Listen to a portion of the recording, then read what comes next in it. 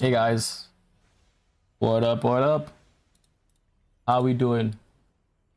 Uh, we have another. Why did I say 55B DPS? Oh, there's no DPS there. I'm more than 5 billion. I just realized. I just remembered. I'm at like 70 billion or something. Actually, I think I'm slightly higher, but um. All right. So update on the build because, like I said, I'm beyond where I was at first, and that is, I got this ring. This ring was on the cheaper side. It cost me about 700 FE, and I mostly got it because of the base affix. I'm going to have to roll for dream affix until I get growth or something useful. So we'll see how that goes. I don't think I'm going to do that immediately, but it does mean that my minions now have perma, like, well, not perma, but they have 500 growth. That said, I should also check the kismet. I should also check the kismet for green shoot to see how much it is, because this is something I should be considering. The 60 growth will make it so the perma have enough growth so long as they are within my nourishment, and then it's the CDR should also be very good for their ultimate, their enhance empower ability as well as their ultimate. So this is something we should consider getting. Mechanical tree is probably very expensive this league.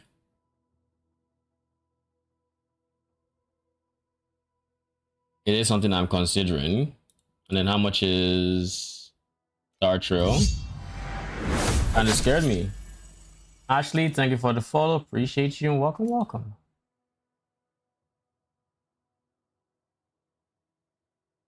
Anywho.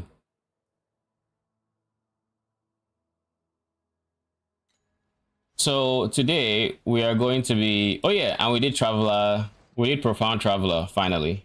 I still have 2 points to get from these two, but these are the last two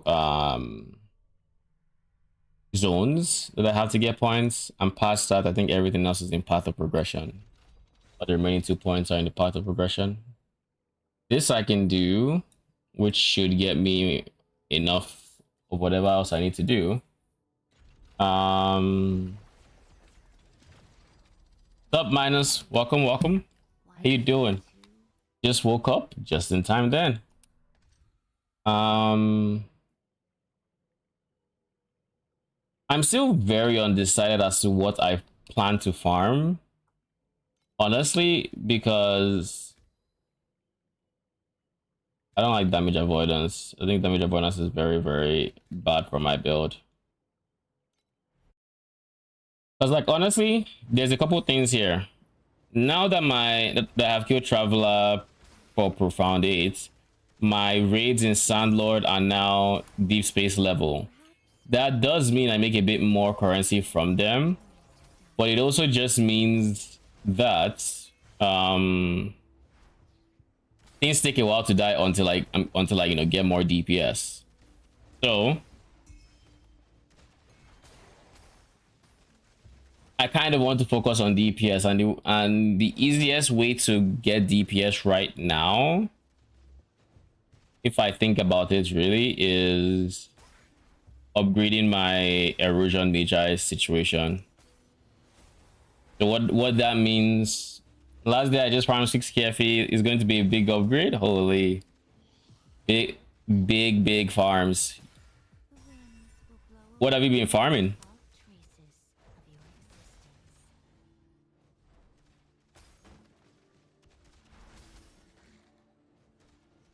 Ooh, this is a juicy one.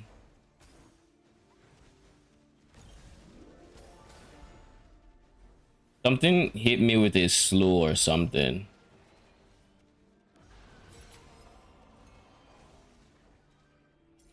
I got my hopes up. I thought it was a 50 stack.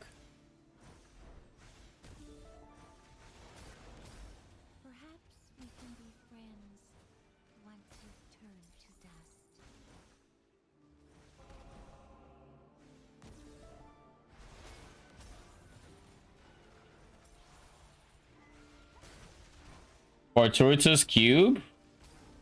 Ooh. A cube enjoyer. All right. Perfect. How has your experience been with the compass? That is a compass I have been considering using, and I've been very on the fence on. Now, keep in mind, I do have row 6, so like the pet is not the problem. How does it feel in terms of like average profits? Do you make enough without desire core drops to break even, or are you waiting for desire cores to break even? And the bigger question is like, are you making a good amount of profit even without lucky drops? And what I mean, I don't consider desire cores lucky drops per se, because when you're rolling that much, you get them. What I mean by lucky drops is, you know, good pedigrees and like legendary slates and divinity packs and whatnot, those guys, because they will happen. It's not like they won't happen, but you can't bank on them happening like every 50 runs as an example. But if you're going to do 50 runs, you'd want to make a profit.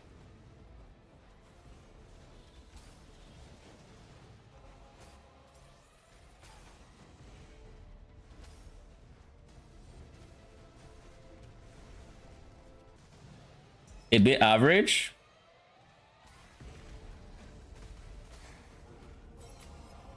Ooh, that's some nice FEs. 2 to 3 slates are sold for 1k FE. Holy. I mean, that's nice. Legendary slates or rare slates?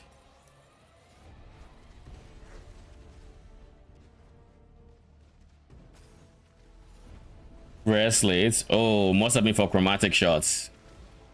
Oh, this guy that charges no longer one-shots me. In profound. Impressive.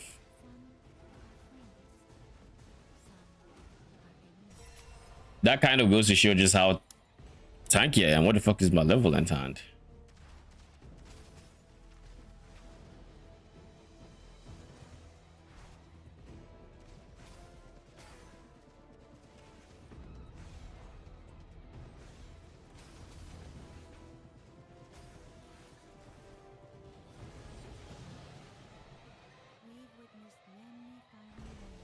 What up, Hollow Edge? How you doing?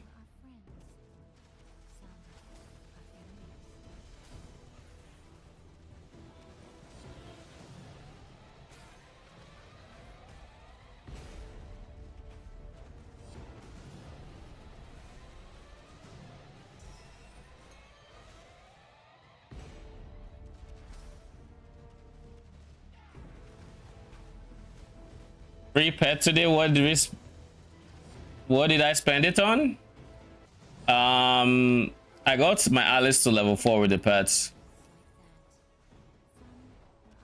I was thinking about going for one of the other pets that I don't already have, but I was like, let me get Alice to 6 first.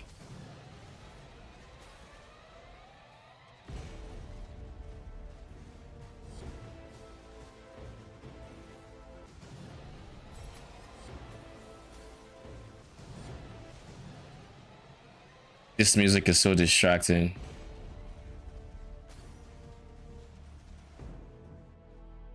Well, 68 every from this map is not bad.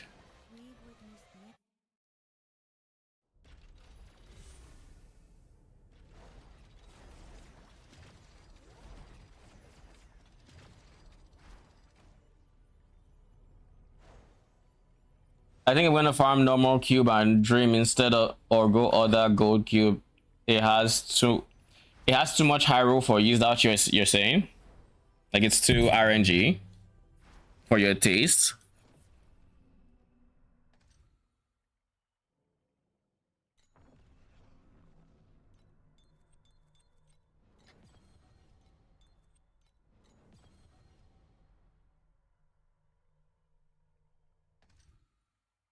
I need 16 points.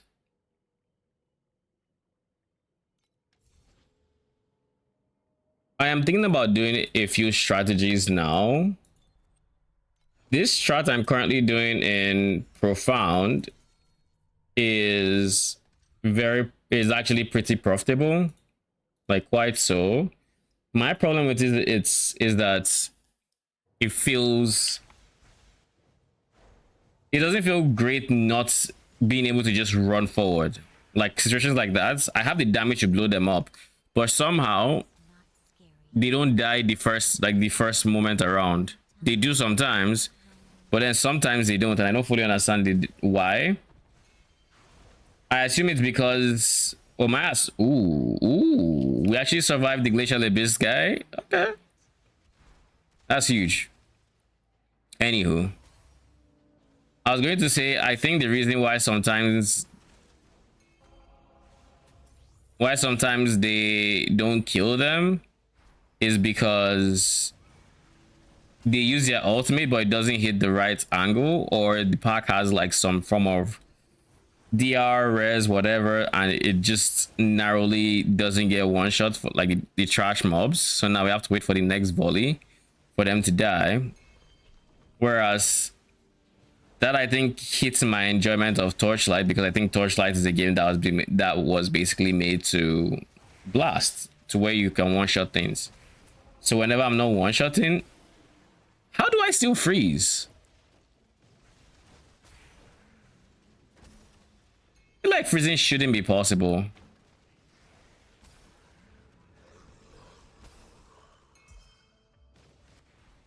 I think it's just buggy code at the end of the day.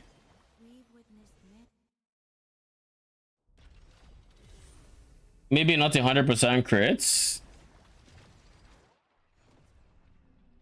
I definitely don't have 100% crit, so it might also, there is that chance that it has to do with crits. But here's the thing, I think I have pretty decent crit chance. I'm not going to fully trust in the tooltip, but I have a very decent amount of spell crits, and I have lucky as well.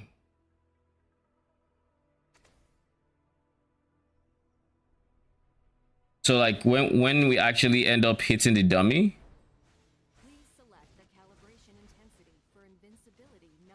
can you hide that, please?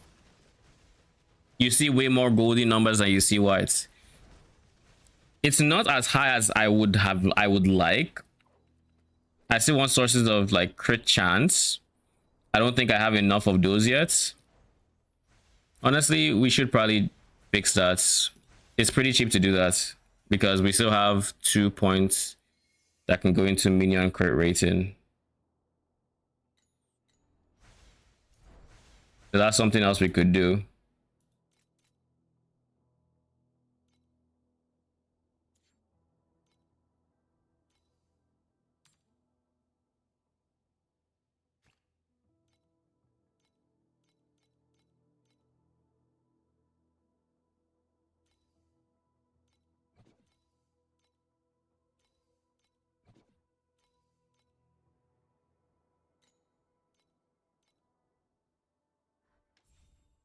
Is not truly empty.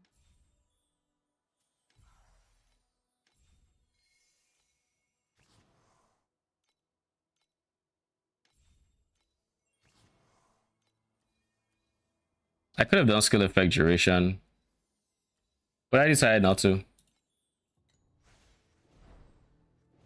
So yeah, now, I mean,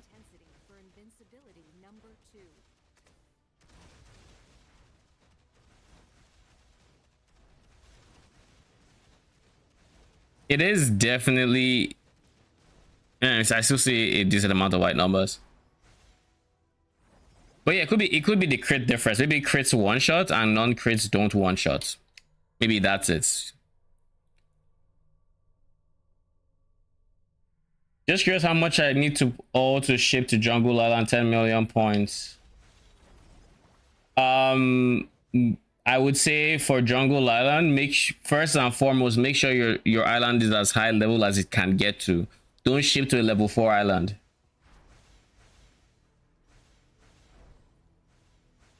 I just sent 6 million, not good. 7 to 8 level material items. High level items are complete RNG, so you can't really guarantee. I've sent 40 million shipments and gotten like only one. You know, so it's complete RNG essentially. Island is 7. Hmm. Enough.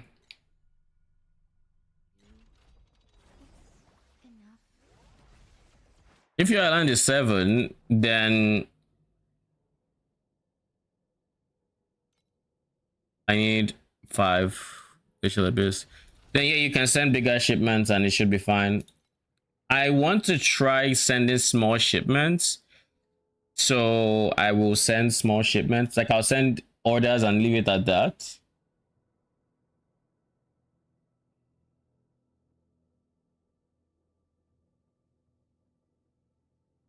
Oh jeez.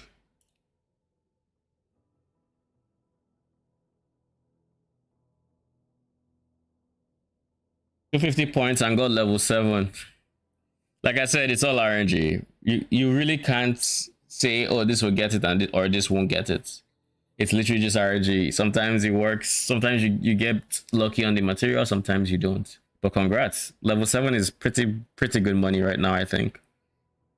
I'm here for map tickets. Glacial Abyss. I need 5 of them. How much is Glacial Abyss right now? 4.5.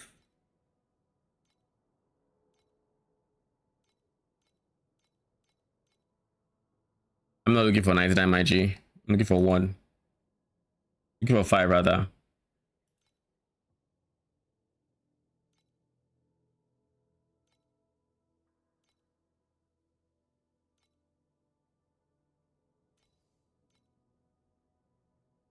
Two more.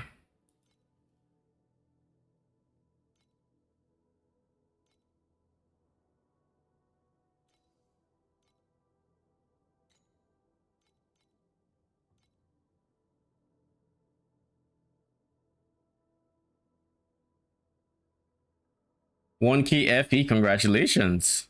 Someone's printing.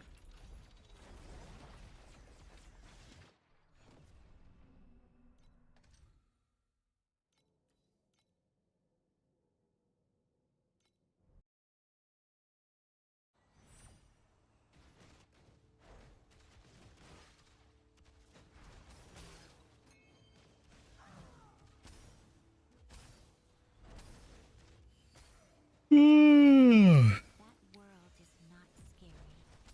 It's just a long, long time of loneliness. Yo, get those lightning bolts away from my face.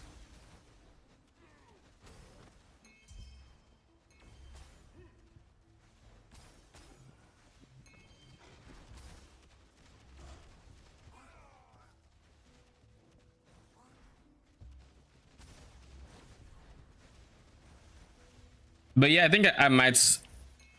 I've heard that there are some pretty decent returns on Clockwork with Blue Compass in T8, so I kind of want to try that.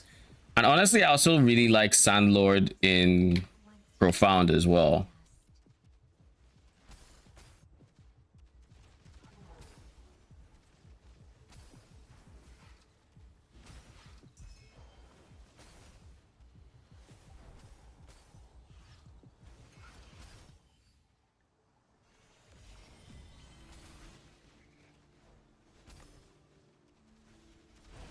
My problem with Sandlord in Profound is that I'm suffering from success. I killed Profound Traveler today, which effectively meant that my raids are now deep space level, and because they are deep space level, now they're a bit tanky, you know.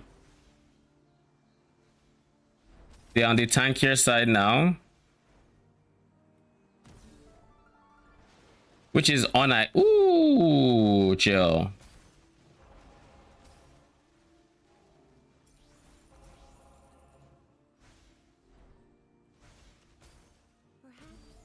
Which is unideal.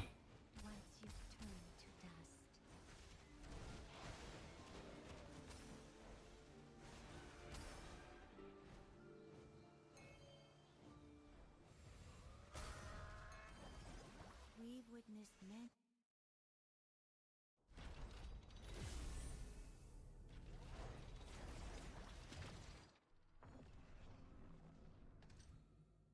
Farm, Sandlord, Horde, Gold, Send Raid. If lucky, get encounters like guaranteed deep space probes.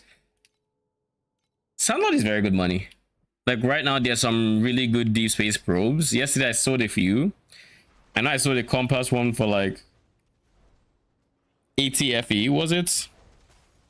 Something to that effect.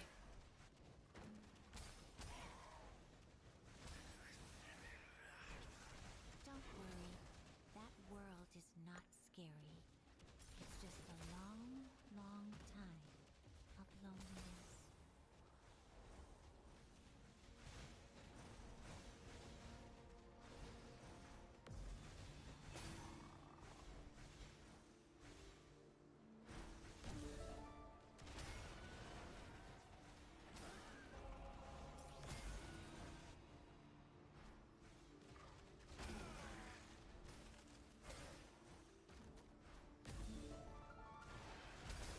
Perhaps we can be friends once you've turned to dust.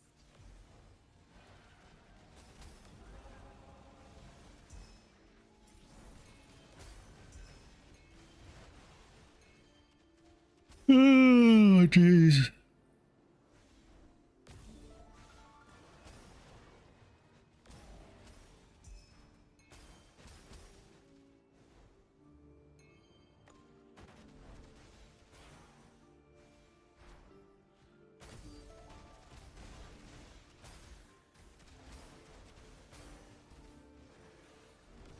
The winds will blow away Ooh. traces of your existence.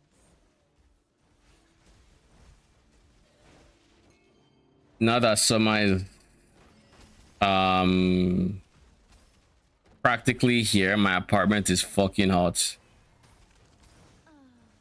Ooh, priceless. The last like three actually not even three. The last many pricelesses I've gotten have just been ours, and I'm sure this one is no exception. Yeah, this is us.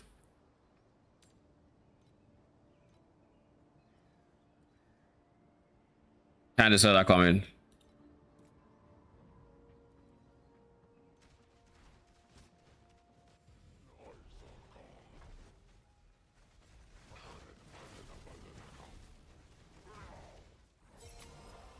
There, it felt like my first Magi were stuck on the outside of the boss arena, which they might have been. Maybe. All right, let's do something. Let's try Clockwork, and let's see how it feels. I forget the compasses I'm meant to use with this, though.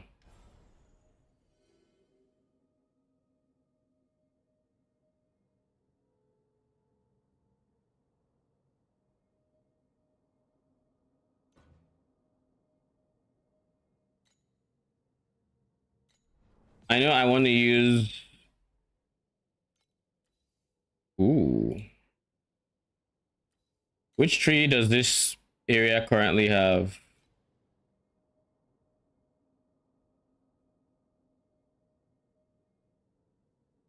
It has Clockwork.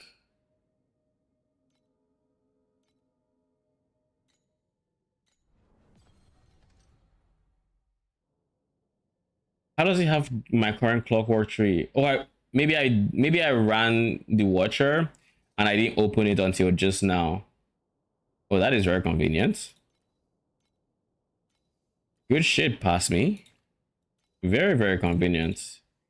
We're using that. We're using blue Clockwork, which we have a ton of.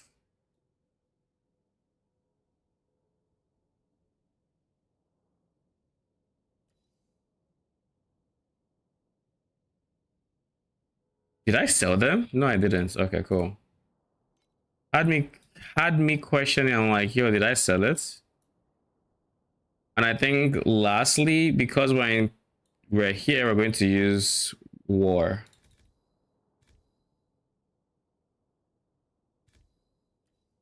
Because this is T8, I should probably have gone 8 ones. Welcome to the Clockwork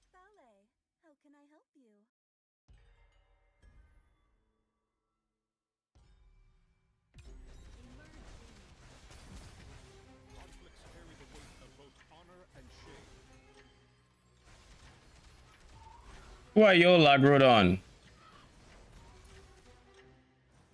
They aggroed on somebody that was not on screen, which is why that one was slow. I hate radical order just because of that. Minion aggressiveness in this game doesn't feel good.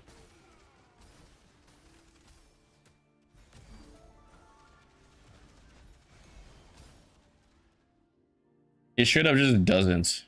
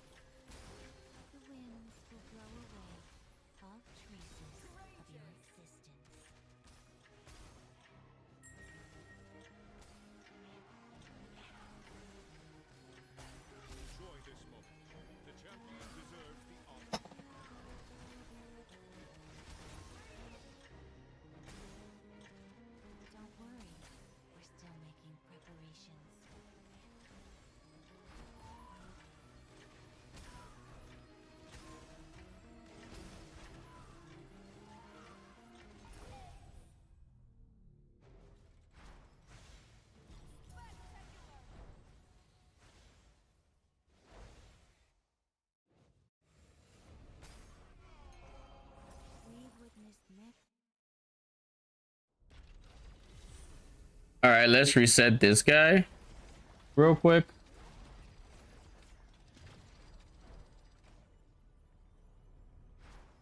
Bruh, what am I doing? There.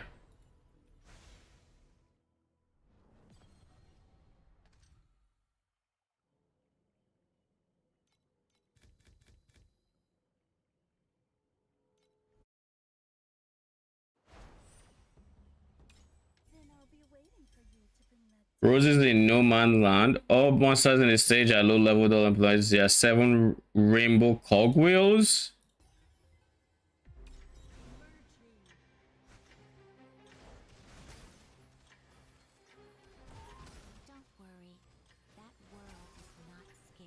The good news is I'm now Giga Tanky, so like I shouldn't have to worry about anything. But no risk shall be taken.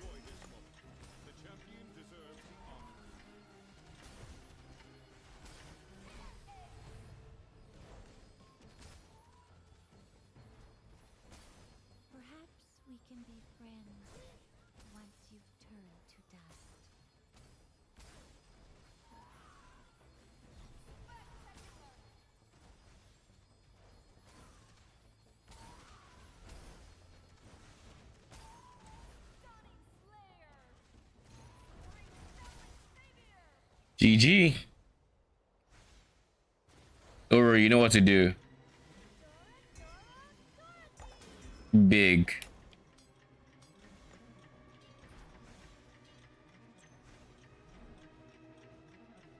That was a very good first map.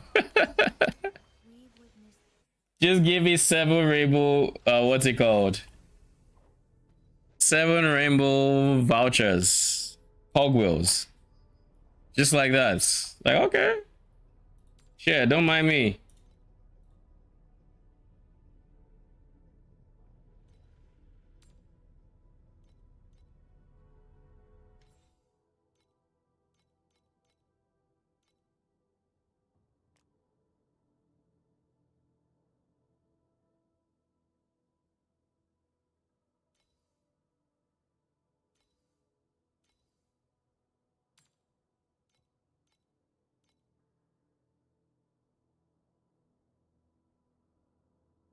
I don't think any of these are good.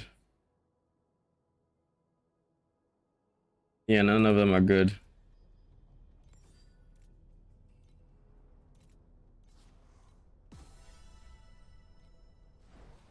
All right, good first map or second map. We'll do Glacial Abyss until we run out, then we'll do the Glacial Abyss Watcher. And then past that, we probably go for...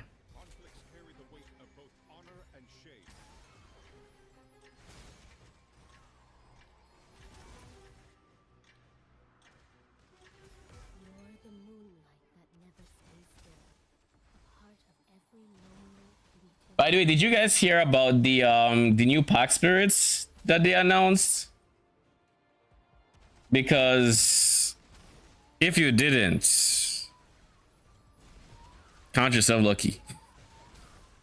She actually sounds so fucking strong, it's disgusting. Like it's not so strong that it's going to break the game or anything, but it's an amount of strength that they've intentionally withheld thus far that makes me question why they've decided, or now is the time they are willing to dabble in it.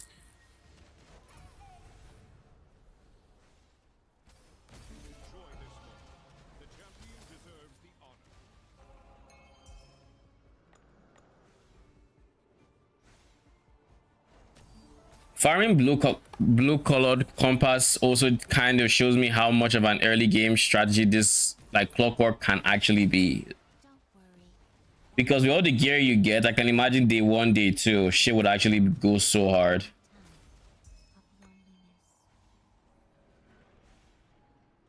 Oh, there was a timer? Huh. I didn't know that. Oh well.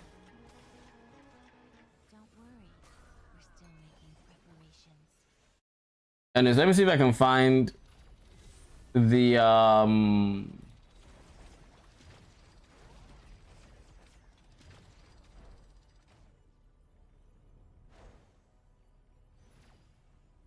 me see if I can find the pack spirits. Now, there's a few things to note if I do find it. Thing number 1 is we don't know that this is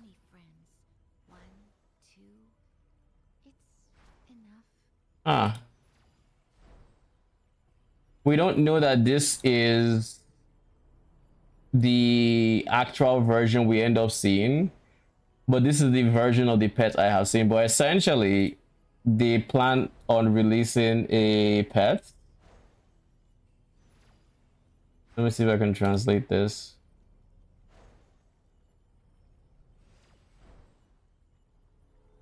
But TLDR is on Friday or 24th, which is Friday. The next set of banners come out, and with it comes a pack spirit, and it's the whole gimmick of the pack spirit is more drops and consistent drops. So basically what it does, according to the to potential data mine information, is additional drop quantity. Now, the reason this is insane is because with additional drop quantity, this is a multiplier. This is a multiplicative drop quant. So it is going to multiply any additional drop quantity you get from your tree. It's going to multiply any additional drop quantity you get everywhere, essentially. So for a tree like, let's say what I'm currently doing for Sandlord, where the entire idea is get as much quantity as possible, it would be very strong here. But the thing that makes it even more insane, to me at least, is the fact that by level 3 you get a second multiplicative drop quantity, and by level 6 it's 13 and 3. This is the equivalent of a bit more than 16% additional drop quantity. I think the actual exact one is 1.16 and 1.03, so it's 9. Oh no, that's wrong. 1.13 times 1.03. This is 1.639 additional drop quantity that this will give at level 6. And for comparison, the closest thing we have to additional drop quantity that is not confusion cards is this one. This one gives you 12%, so it's not up to level 6 of that one. But the cost of this is 25 star talents. Do you have the link for FE tracker? I have it in my chat bots. So let me I can actually get it probably. I'll just copy what I put in my chat bot from a while ago.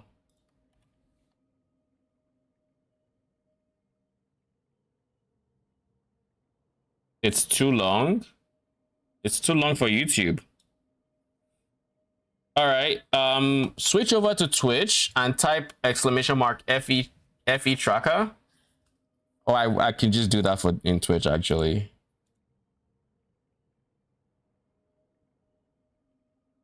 Now minus, you're asking for a link for what? This? Sure. This is the post they made, I think it was this morning. I basically woke up and saw people talking about it. So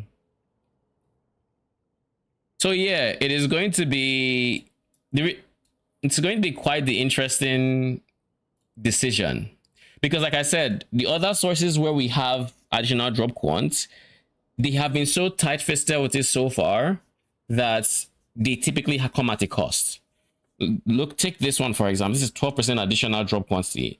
You're spending you're foregoing 25 star talent for it, and in many cases it is still worth taking, even though it is just 12%, because we get a very healthy amount of increased drop quantity in this game.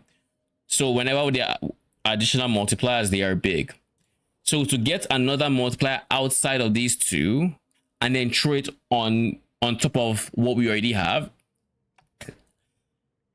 with the way multipliers work, it has a potential of being even more insane. And my worry for it is there might end up being some strategies, like some strategies where you might have been able to like make an okay profit with it, might just become unaccessible. Like things that were already unaccessible become the goalpost moves even more. Example, golden clockwork compass is already very expensive.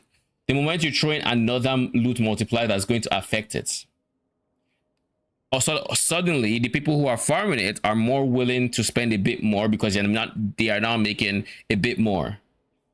And it's not a 1-to-1 for every single mechanic, but there will be mechanics that are outliers that will end up being very, very strong on it. Cube, as an example, has the potential of also being very, very strong with it, because 60% more desire crystals is huge. It's very huge. And then of course on top of that, you also have the fact that with Cube, the blue isn't really worth it. For many mechanics, the blue pets are not really worth it. So now for the ones that care about quant, this will just be an easy slot in. So yeah, it's going to be something. It's going to be something, that's for sure. It caught me by surprise, I'll be honest. I didn't think we would see that. I really didn't, but like, it is what it is.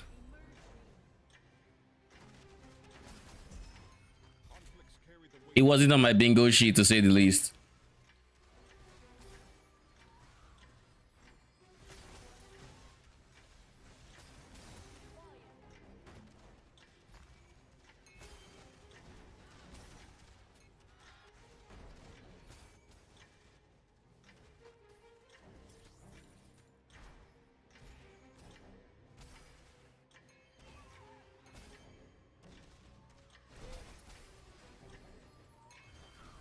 But yeah, that is what we've seen so far. And again, nothing is confirmed.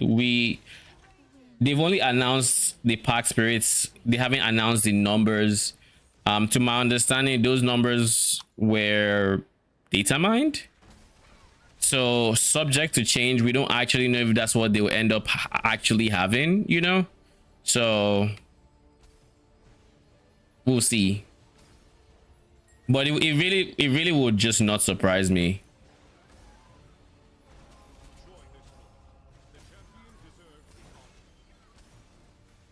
That reminds me, I should check my Lunaria pack spirits. Not pack spirit, the harp. I haven't clicked it in a bit. Ooh, we just got an extra. Oh, Alice. Oh, Alice. Thank you very much. That world is not scary. Don't worry, we're still making preparations.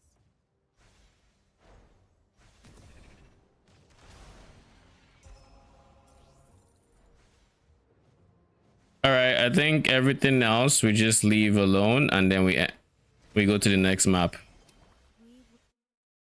In 3 maps, we made 100 FE. I feel like that's lucky. I feel like that's pretty lucky.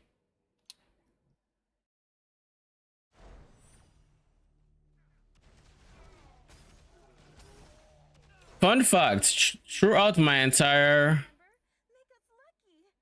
Bruh. I guess this is a map we wait.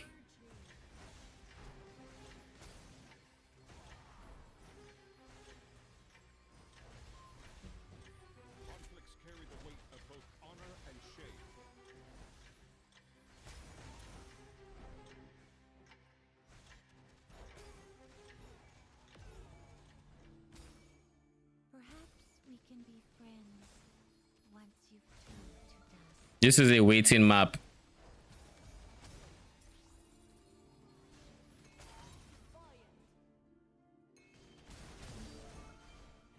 I guess it does give me time to do a bit of the league mechanic. Technically.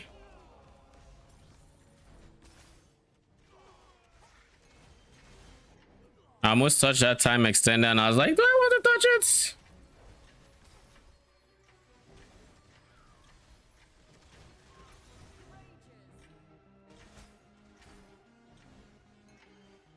Oh, that's actually kind of nice. It didn't increase by much.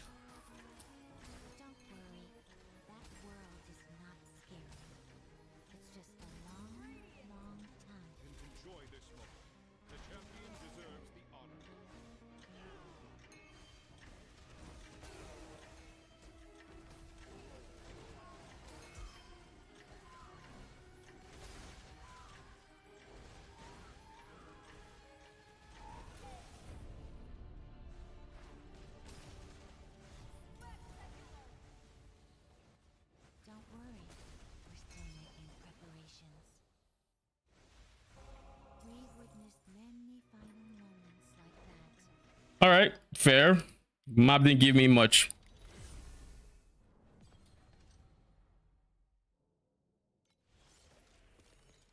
Okay, so I have enough. It's time to stop trolling and actually click. Oh God. She just gave me a golden clockwork card on profound.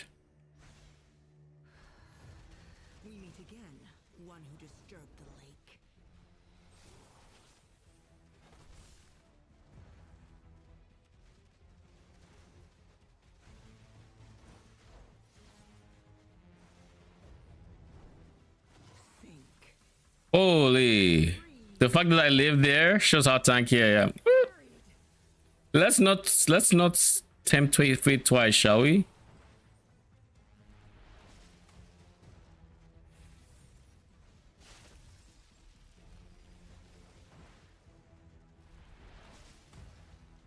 The wind has stopped. The wind is gathering again.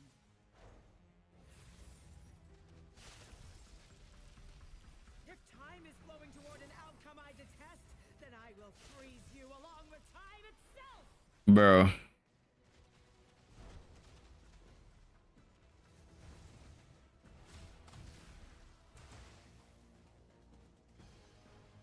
I think the problem is my minions end up refuses to take me.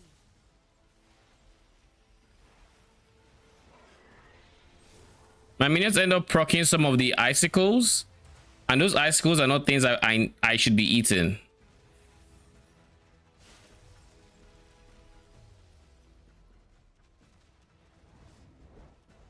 Sink. Freeze. Buried. I will sink below until GG. the pressure lifts me up. And now we just have Steel Forge to do. Can't say I'm looking forward to that one at all.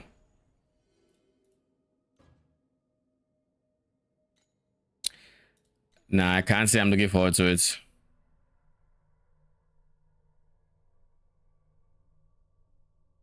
that's the end for Steel Forge? No Steel.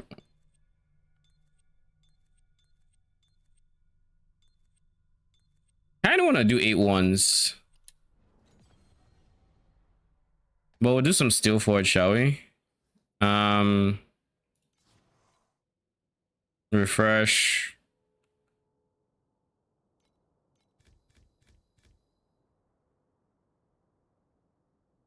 I won't care about the damage avoid because before they're able to stack it, they should die. Greater than 20 seconds, obtain 1 extra. Let's go full gamble.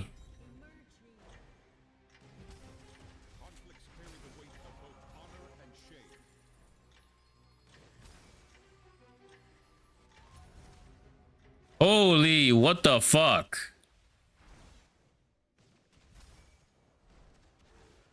Talk about unlucky. Remember, kids, don't gamble. Perhaps we can be friends once you've turned to dust. We witnessed many final moments like that. Some were our friends, some our enemies.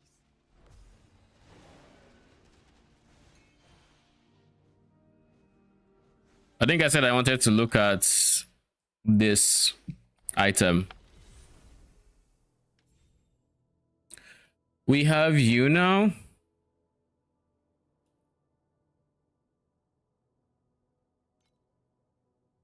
The main trait doesn't change. Initial charges, maximum charges. I don't care for it too much. Radius though. Radius I care about a lot. More radius and more charge rates. I don't care as much for charge rates, but like it's also kind of fine. I will leave you as the purple one with max charges because of how much, like how little the max charges on the other side we got. This one just got giga charge rate, just more charge rate. But yeah, I'm fine with the ring radius increases. If anything, I'm almost inclined to say leave this one alone. I want to try some.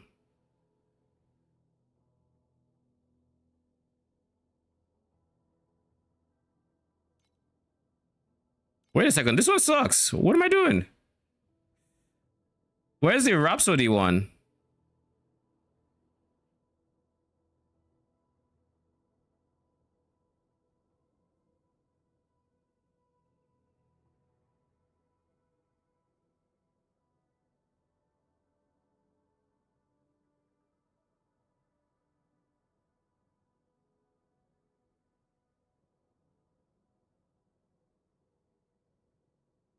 Am I bugging?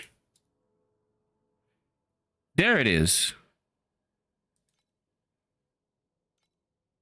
That's the one I'm supposed to have. The Rhapsody one. It's called Lunar Rhapsody. So what on earth happened? There are no other ones. Max level reached.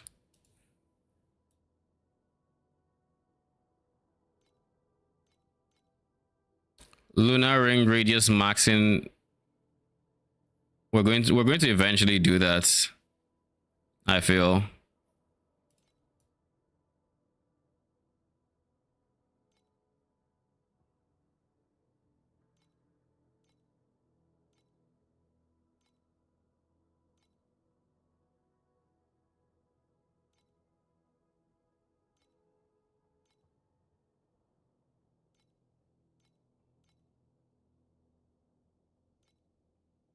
Where is max? This one I'll lock it.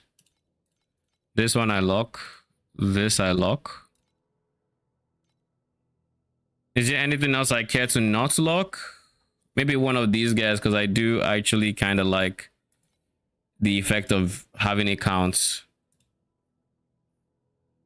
Like it a fair bit. No, like I'll lock the charge radius. Yeah, the radius is good, is legendary there. I'll keep that one.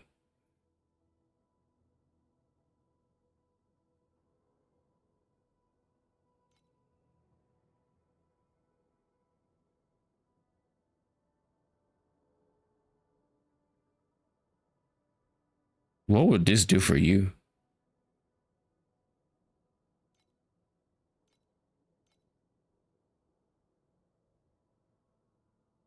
This is double radius though.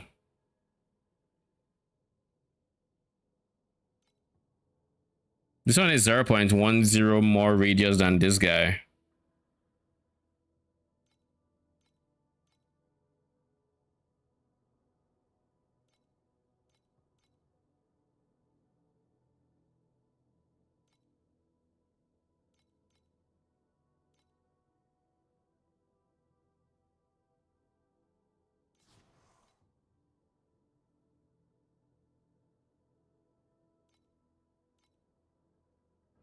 Okay.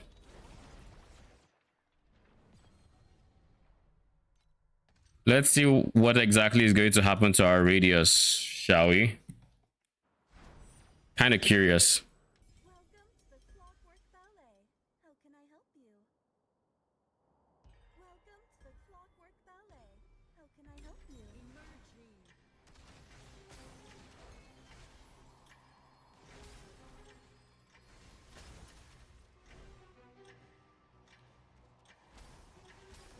Don't worry. I ran out of God of War. It's just a Okay, I'll go buy some God of War compasses because I like speed.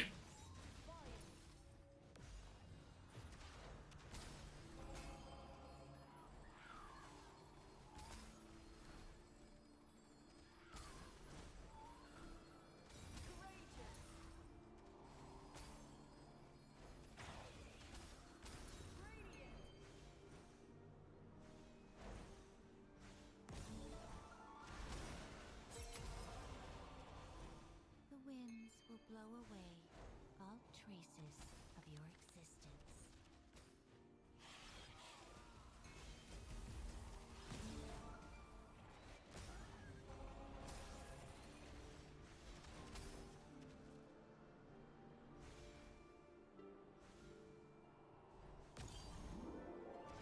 The radius is kind of nice.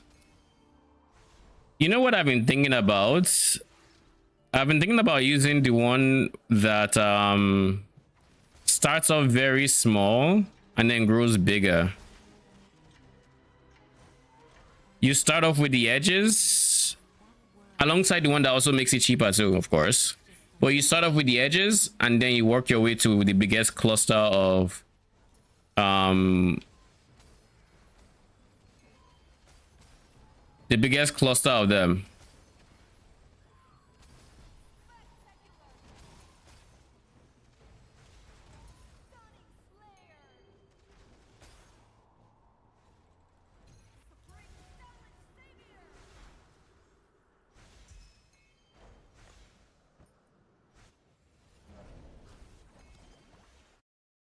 Let me see.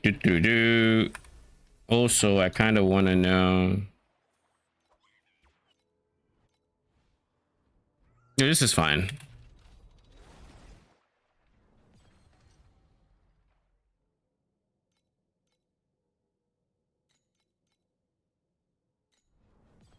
We're running out of compass, and we're out of war. So compass, just the blue one is fine. 0.34.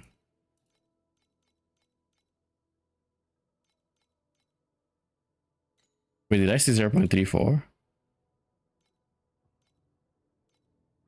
Isn't that like way more expensive than it was when I bought the last? It is.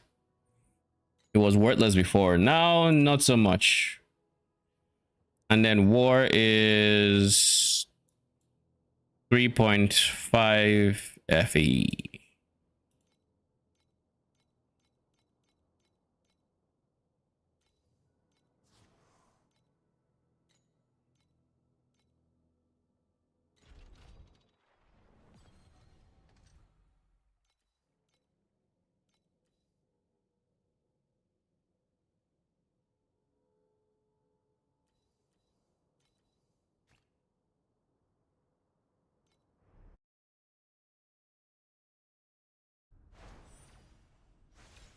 Welcome to the Clockwork Ballet. Now look at your ass. We'll go with this one. The goal is to have as many cogwheels as possible, potentially. By having as many as possible, I increase the odds of having compass ones and proccing Doro.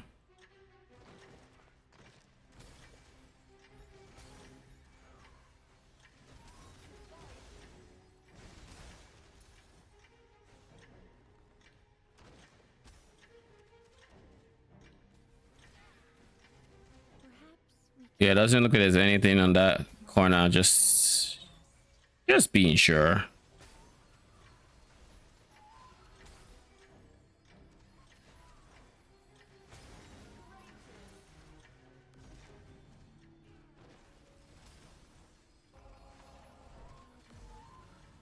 What is here?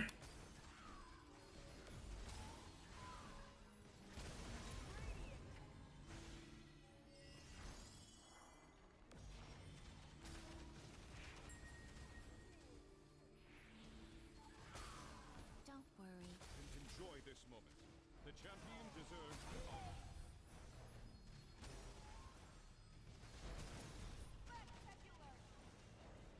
Take the booster.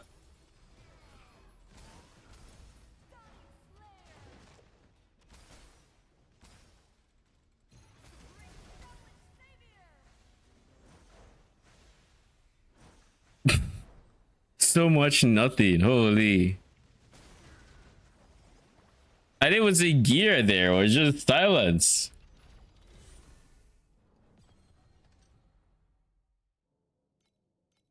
I need 8 more maps to be able to do the Steel Forge fight. Welcome to the Clockwork Ballet. How can I help you? Conflicts carry the weight of both honor and shame.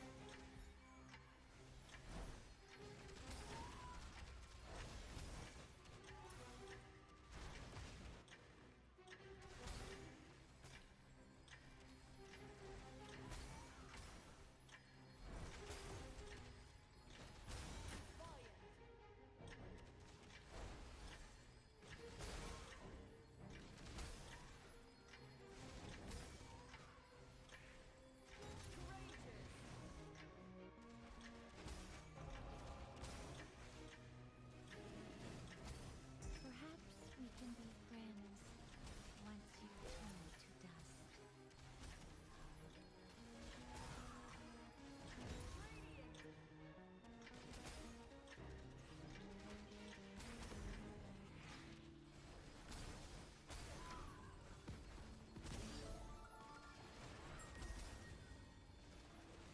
You know, that sound made me think maybe Clockwork was expired or something. I'm like, huh?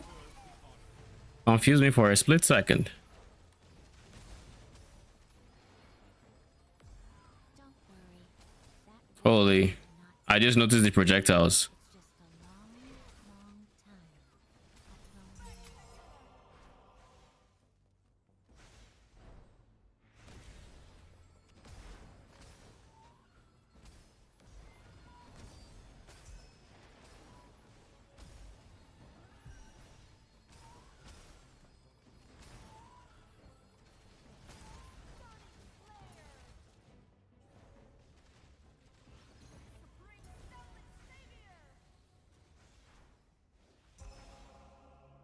Dude, even with the legendary compass?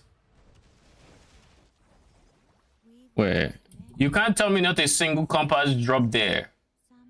How? We had a compass voucher. Did he roll 0 or something? Clockwork is weird. I've seen it drop compasses when I had no compass voucher. Oh, this one is this is a big card. This is a big card.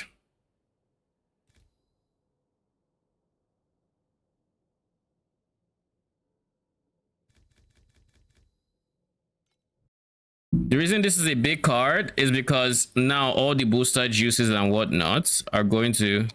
It is booster juices, right? Yeah, they will drop 3 compasses. So in the ideal universe, we'll get to fit more booster juices, but it doesn't look like that's the case.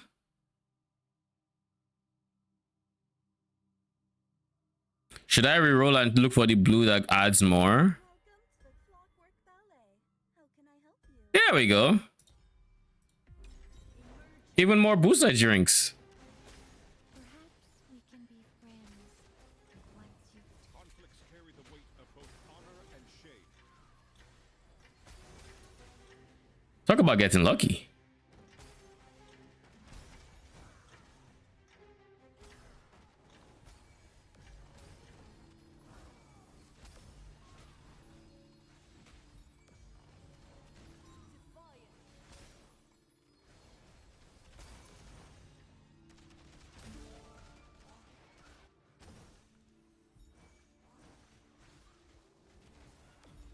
don't worry.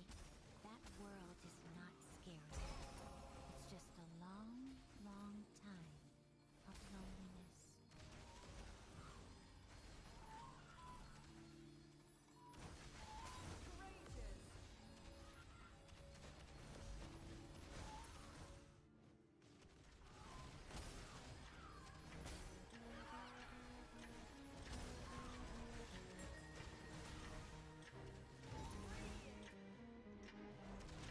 Enjoy this moment.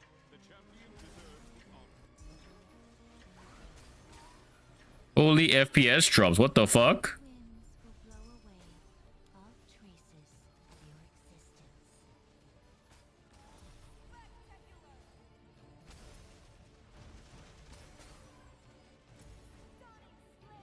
So now we need to make sure we touched all the booster drinks. Because I don't think I was counting.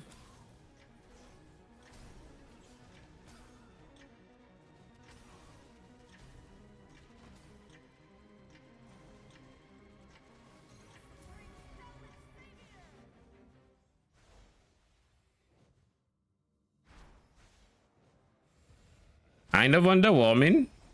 We've witnessed many But there's always next map.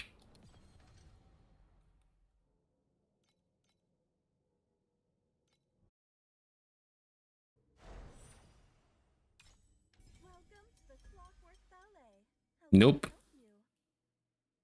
Welcome to the Clockwork Ballet. How can I help you? Plus one rarity to 2 cogwheels. Sure. Wait. No. No. I was about to say, wait. Do I have a second refresh? I don't. I think I get my second refresh at level 5 Alice, and I don't have that. once you've turned Unfortunately.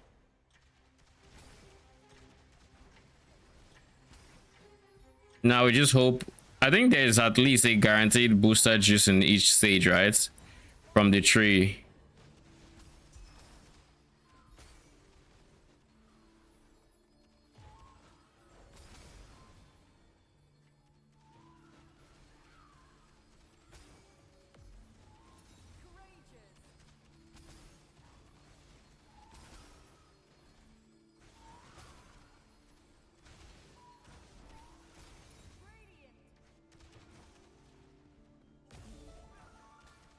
the winds will blow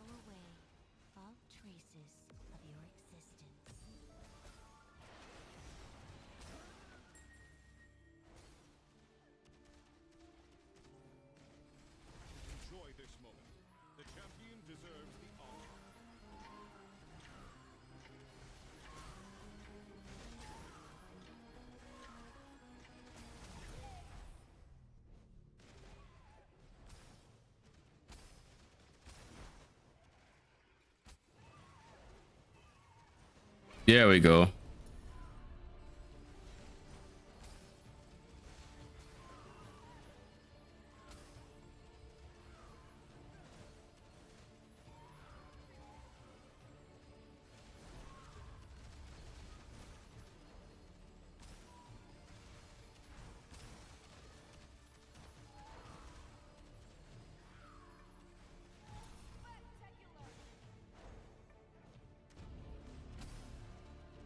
I won't go too far because I still have to make it back before the timer ends.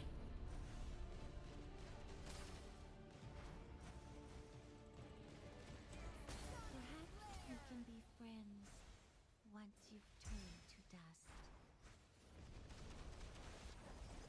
We've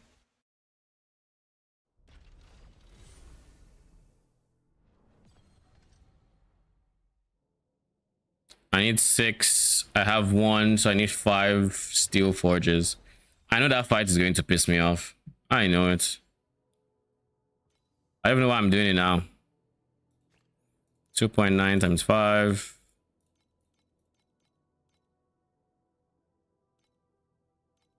I'm not interested in 11 Magi.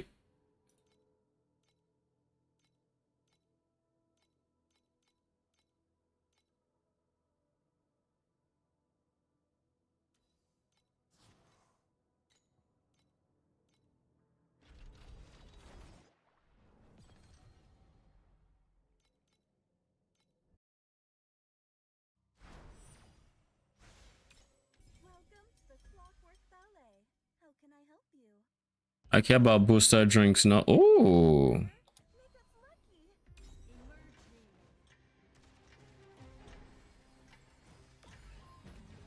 Conflicts carry the weight of both honor and shame.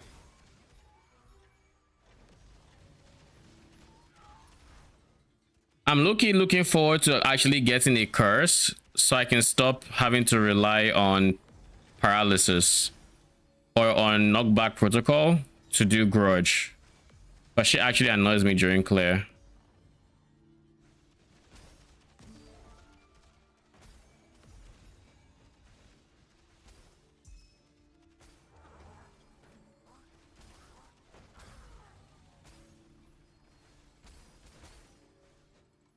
Wasn't that supposed to drop a compass, like a compass? Or am I bugging?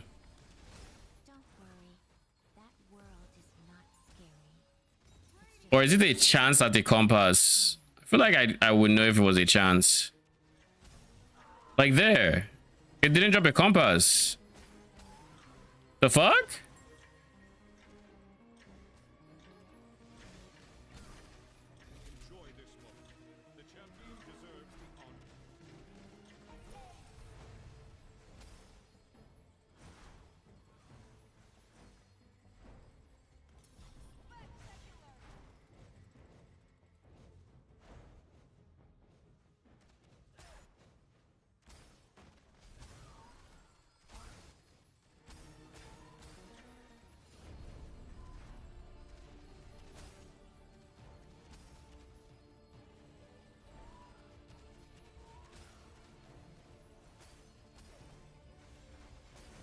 the winds will blow away all traces of your existence. Stunning Slayer. Supreme Stellan Savior. Give me some good. Nice. Oh, that's the prop we were waiting for. It's kind of underwhelming, which is unfortunate. Kind of underwhelming. It's fine though. Oh wait, you know, I just remembered something. This will inflates the loot tracker at the top, but like I'm not about to leave these guys undone.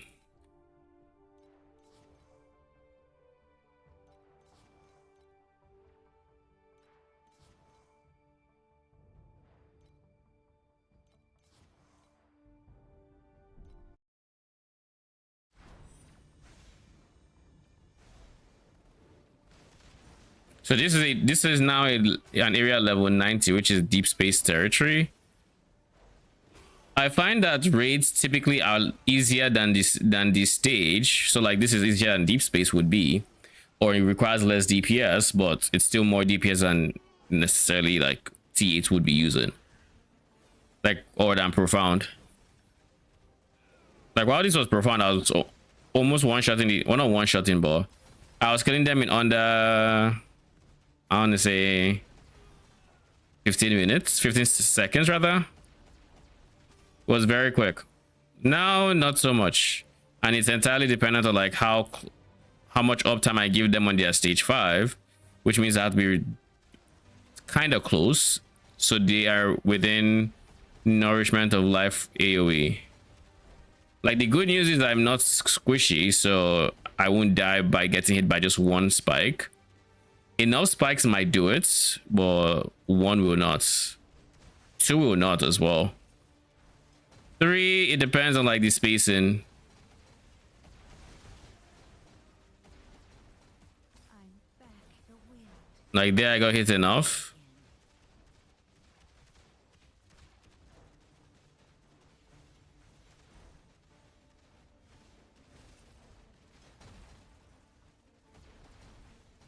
Are they aggroed on my minion? They are.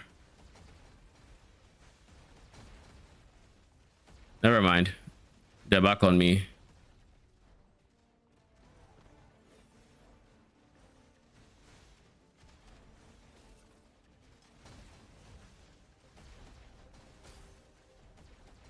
We've witnessed many final moments like that. Some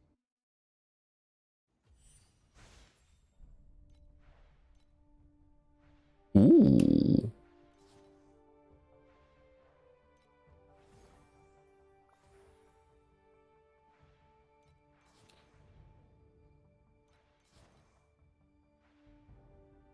Bruh, sun scorched, really?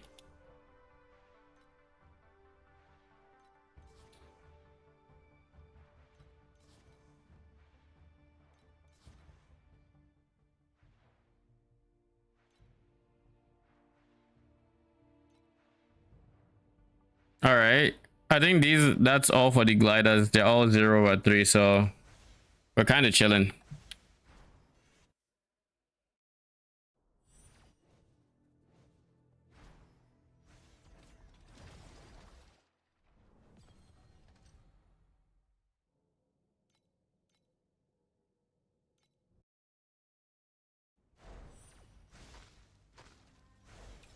Welcome to the Clockwork Ballet. How can I help you?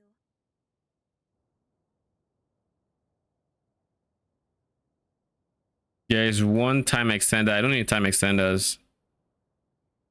Welcome to the Clockwork Ballet. How can I help you? See, those are the compasses I was meant to be seeing, but I touched like 2 or 3 of them in the last zone in the card series and I didn't get anything. world is not scary. Conflicts carry the weight of both honor and shame.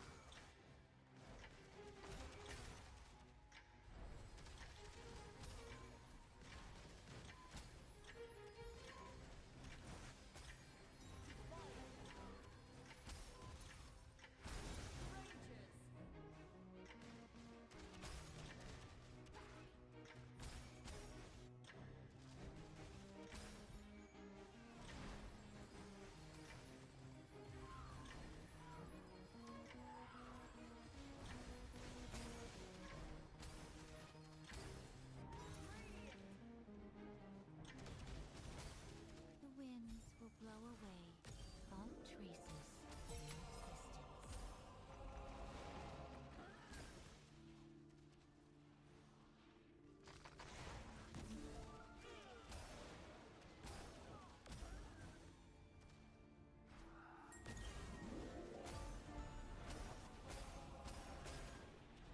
Enjoy this moment.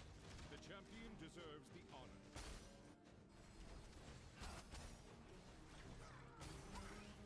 I think these 2 are the last cogwheels.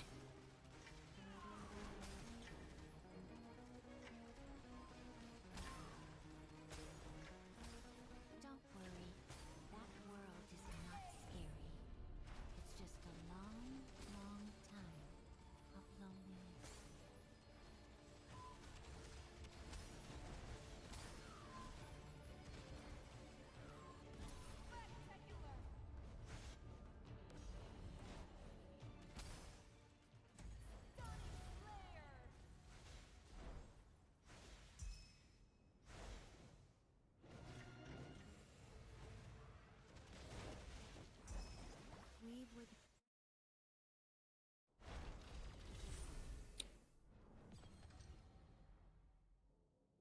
Ooh, additional drop compass drop points.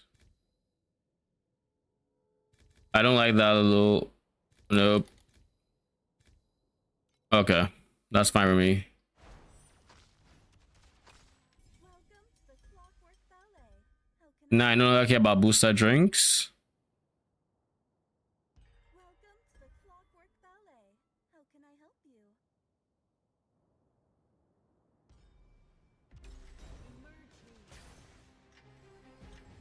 Conflicts carry the weight of both honor and shame.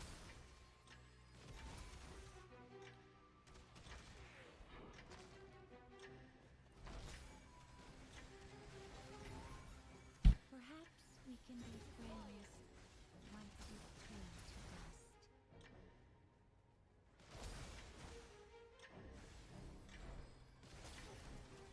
dust. Sup, Dusty? How you doing? Welcome, welcome.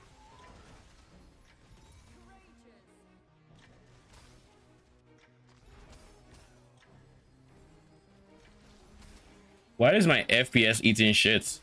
What is going on?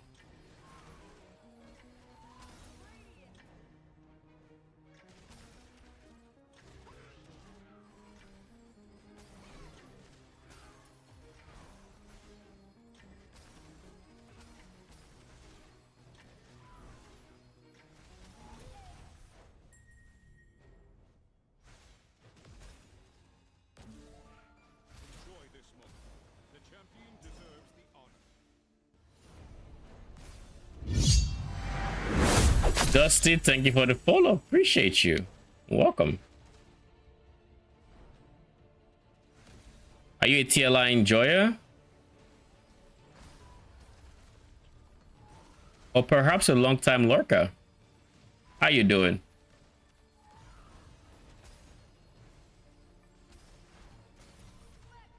Okay, that's it for the cowgirls. Give me something good. TLI enjoyer? Oh, nice. How are you enjoying the season?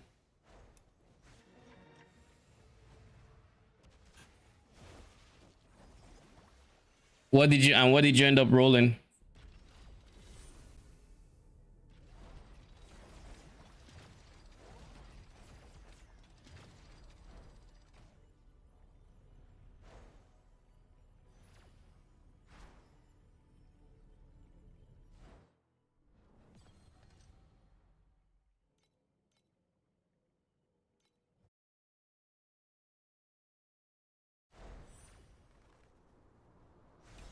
Season's good since Sling Mechanics is quant related. On the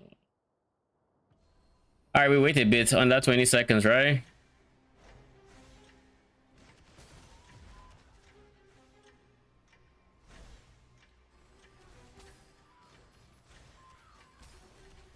Didn't roll for anything, save him up for Doro. I mean, that is smart. What I meant by roll was more build wise. What build are you playing?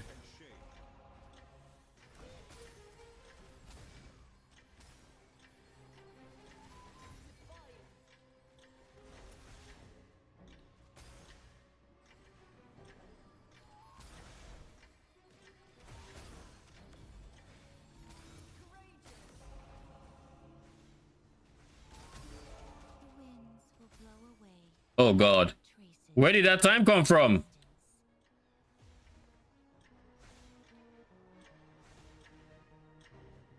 Alright, while we're waiting for that, we'll go get something else. Preparations.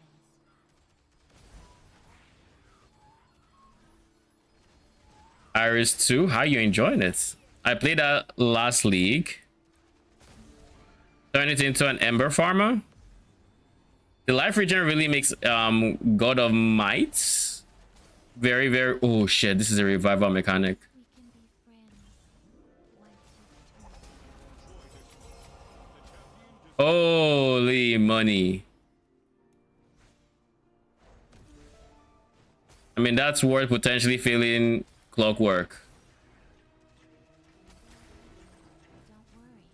We're still making Okay, we're still in this.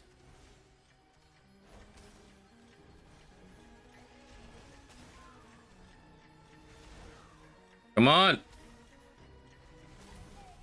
Bruh. It was worth it. 100% worth it.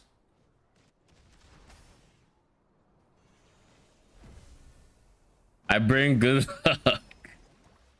I'm gonna need more good luck, just saying. I'm gonna need more of that.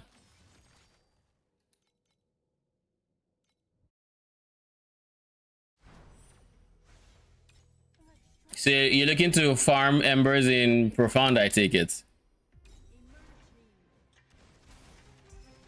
Always play Iris 1 and 2.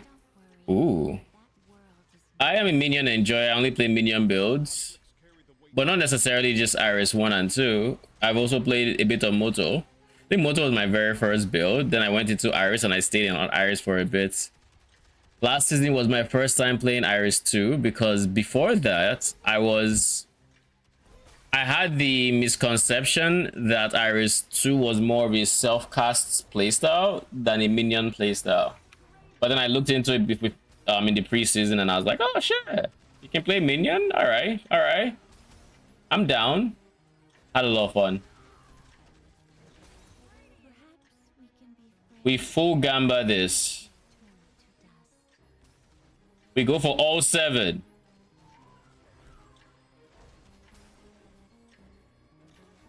Surely we don't hit the 10% chance even once. I'm scared for the last one.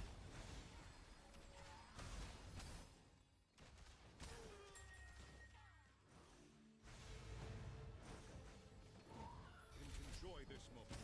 The champion deserves the honor. Don't worry. Yeah, that's what we're talking about. It's just a long, long time. This is probably going to be a lucky map. Good job, Dusty. I need more luck. Dorothy.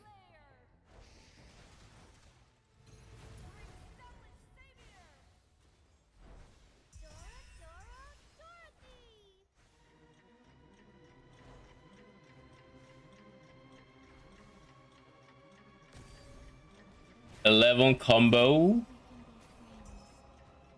you've turned to dust. There's a decent cluster over here as well. And then there's one more over here.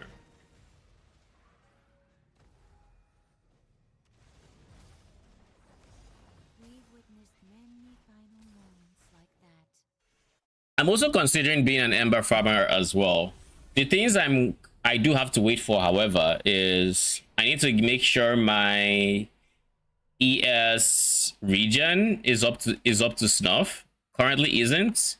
So it's basically going to be when I scale enough origin effects, origin of spirit mages, it will be fine. Because that is, I get regen from How can I help you? Frost Magi, and I get less dots from erosion. So it should be fine in the long run. I just need to get to the point where I have enough. Oh yeah, and I have a lot of damage transfers, which also helps a lot. So I just need to get to the point where it actually becomes comfy to clear without worrying too much about my ESD gen or anything like that. Never tried Ember farming on Iris 1. I would say it probably wasn't the most viable last league. Like it was. You would just need a very specific setup using stuff like maybe 4 starts alongside barrier of radiance, so that it makes sure you start recharging and then it can't be interrupted. And then once that happens, you're kind of chilling for a bit. I think that's what you'd have had to have done last season on Iris 1, but like this season, in the ideal universe, I will be able to stack enough origin effects to where my Frost Magi help carry my ES recovery. Much easier on Iris 2 since you get Mirror Eternity. That does half of the work. You don't need a Mirror Eternity. The moment you get some origin scaling on your Frost Magi and you have enough regen to handle your own casting, like your minions casting, you're chilling. And that's really all you need.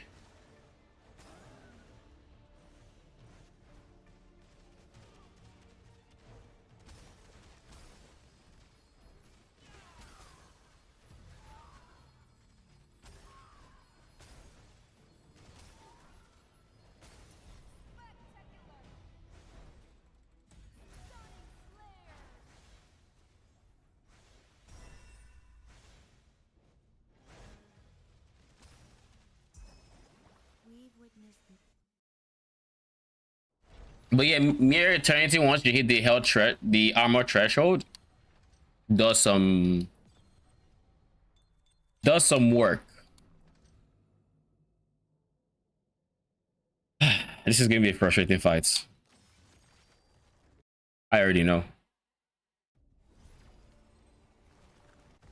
These surging red waves shall be the last thing you see.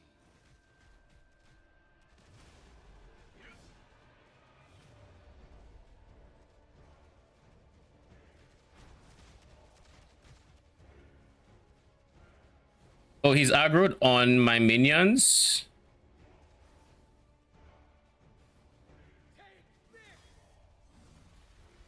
With your blood, I shall reforge. I mean, that's huge. That's really good for me.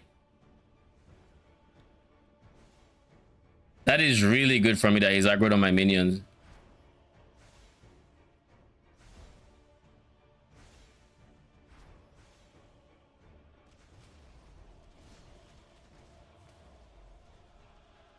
With your blood, I shall reforge my edge.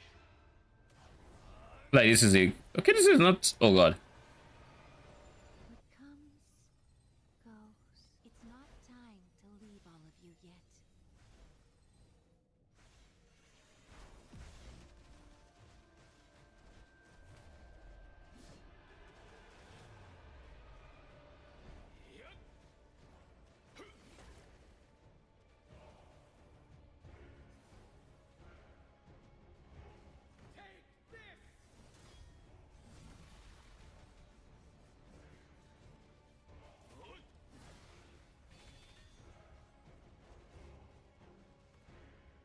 The wind has stopped. The wind is gathering again.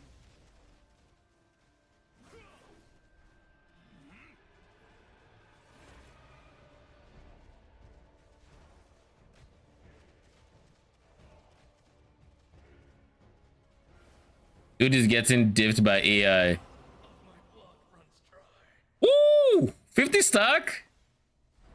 Dude, that was 61 FA. Okay, it wasn't as bad as I thought. The moment he aggroed on my minion was GG. Armor adds to damage for rock minion for rock minion. Yep. It's really good. Unironically though, Rock actually has some pretty good synergy with Iris 1 as well this season. With the with Nature's Party. Because there's also now this one, which is adds physical damage equal to 0.05% of armor per nourishment stack up to 100 fizz per stack. So basically this is going to end up being, oh, they just have 1,000 flat fizz eventually if you wanted to go a rock magi build. Kind of cool. I don't know how viable it is, but it's kind of cool. So that is all our non-path of progression points. You didn't even know it was a thing? Yeah, it's insane. Nature's Party is very, very good for Iris 1. It's why I am... It's part of why I went for 5... It's probably one of the bigger reasons why I went for 5 Magi. Because it also provides, well, the buffs I get, right? I get the Frost Mage's buff, which is it restores 5% on missing left and ES on their hits to me. So that is like Giga Sustain. I have Rock Magi as well, which transfers 20% of damage taken to the Rock Magi. So just 20% transfer, which is huge.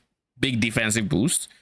And then erosion Magi is offensive, but like I don't use erosion for its defense, for its offenses, so like that doesn't do anything for me. But the others do.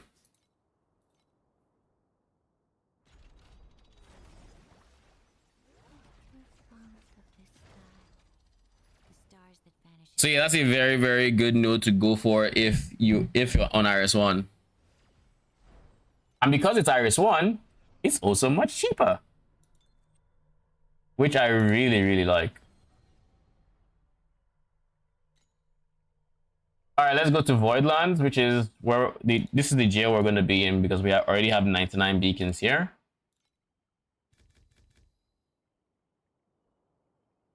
Let's not take additional damage on low mana, shall we?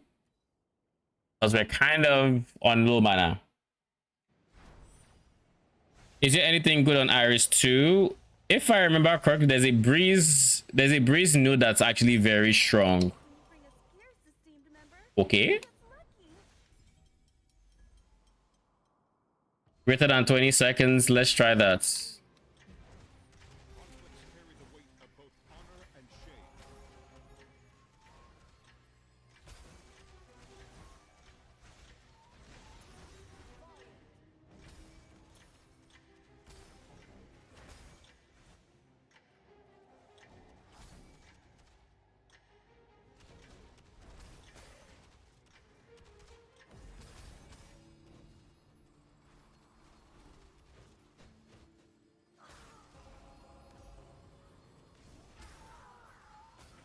Build the revival of my 1k memory, so kind of pissed. You know what I decided was the strategy for revival? You don't use it on your expensive memory. You use it on your cheapest memory. The one that's the easiest to replace. That's the one you revive.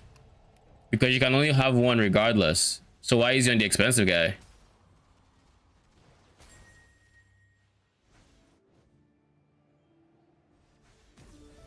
So I used it on my cheapest memory that didn't need a +2 to level or anything like that. Nothing fancy.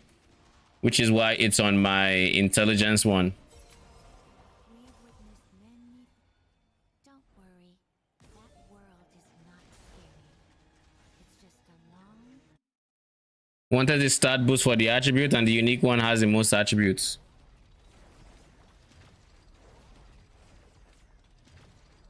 Unique one? What do you mean? Do you mean this boosts base stat revival or what? Or are there unique memories now or something?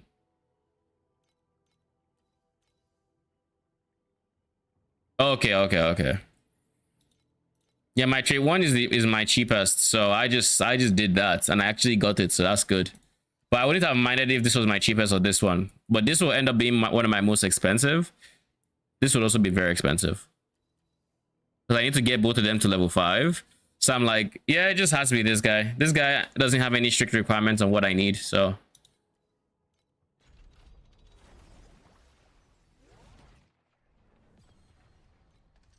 But yeah, the revival system is very, very brutal.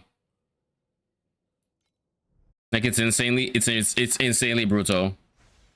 Like, oh, you missed the 20% chance? Guess what happens now? You're not gonna like it.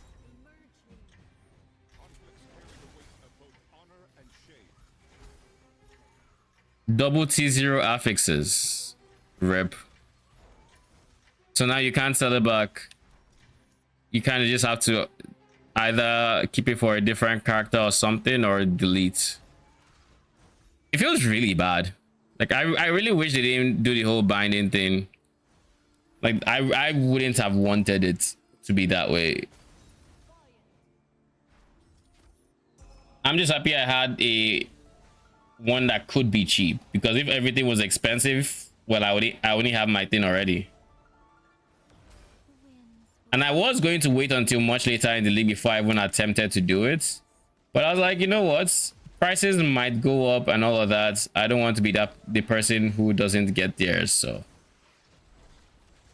let me just yoink this real quick. And in the worst case scenario, when I'm much further in the end game and I have currency to blow, We could consider going for an even more based one with like crits and stuff like that.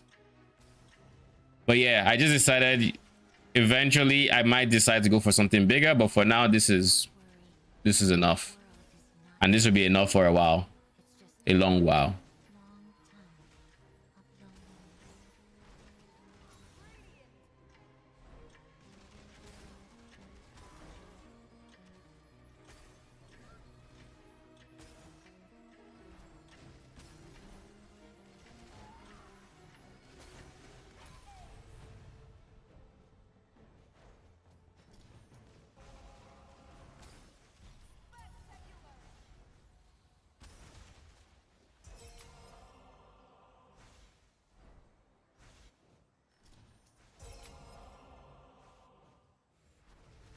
What did I drop? That was 36 FEs.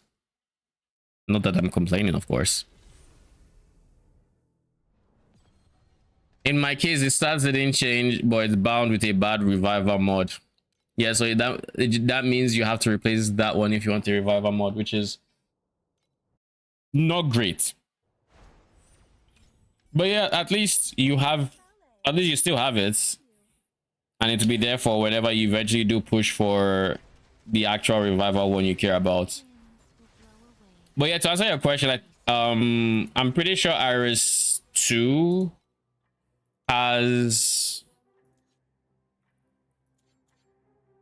hero memory, breeze,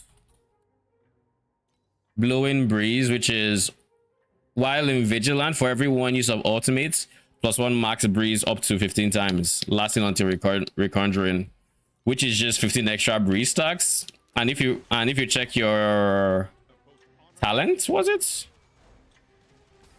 If you check your hero traits, breeze is a decent damage multiplier, like a very, very strong damage multiplier. So having 15 extra stacks.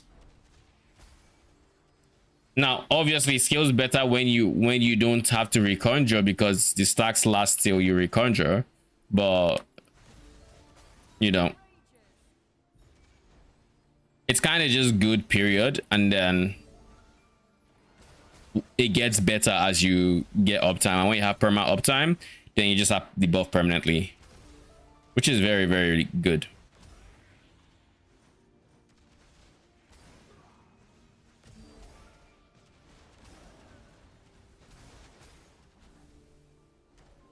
But yeah, it's very, very strong. Like, they actually they picked some really good choices for the different traits, in my opinion, in ways to scale with those revived affixes. I think the revived affixes are very cool. I hope they remove the binding thing like next league though. I don't like it at all. I really don't like it. But I guess maybe their thought process is they made the revival materials cheap or common so that we can revive a lot or something. But like, the truth of the matter is the memories were always a gatekeeper. Like last season, getting a proper like +2 was break the bank expensive already. Now it's just almost practically unachievable. Like, we're getting end of league prices on week 1.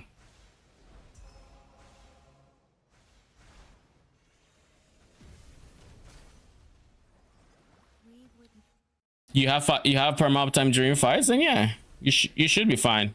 You have perma buff, which is huge. 15 max breeze, insane. Something I noticed is that they are leaning more towards RNG stuff. Workscraft are now 50-50 4 times in a row. Oh, trust me, it is not 50-50. It is not 50-50. Don't think it's 50-50. It's 80% chance you bind and 20% chance you win. It is 20-80.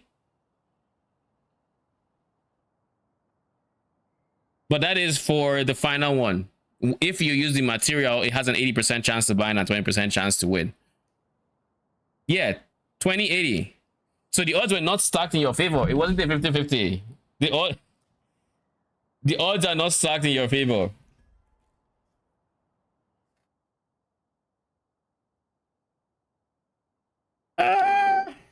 has been a lot harder to keep up lately, but let's see. We can be friends once you've turned to dust.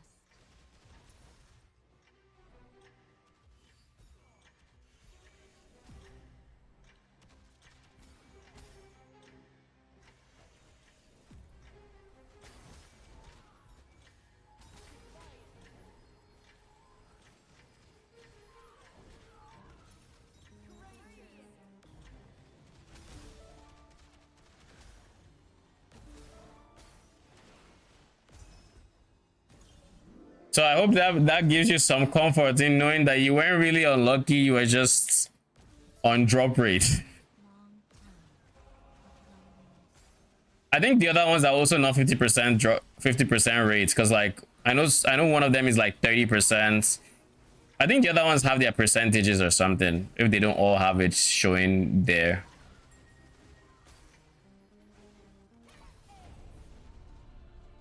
Enjoy this moment. The champion deserves the honor.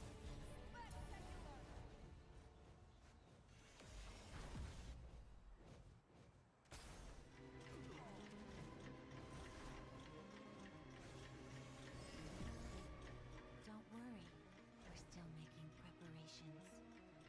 The winds will blow away all traces. Oh, jeez, my room is so freaking hot.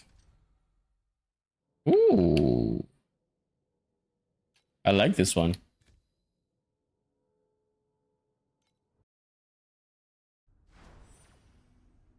What have you been playing pre Iris? Oh, I started Iris. Yeah, I just swapped into using 5 Magi. So it was like a big defensive swap where before I was only Frost Magi and had damage. Now I did a bunch of things to be able to hold 5 Magi, but now I have 5 and they're all doing erosion damage. Frost is still my only DPS, but Rock is now heavily contributing to my defenses as well as erosion, and we now have some extra like damage multipliers in other places. So like a very big change in the direction the build was going, which is why there's a swap. Don't worry, that world is not scary. It's just a long, long time of loneliness. I might have to open my window at this rate.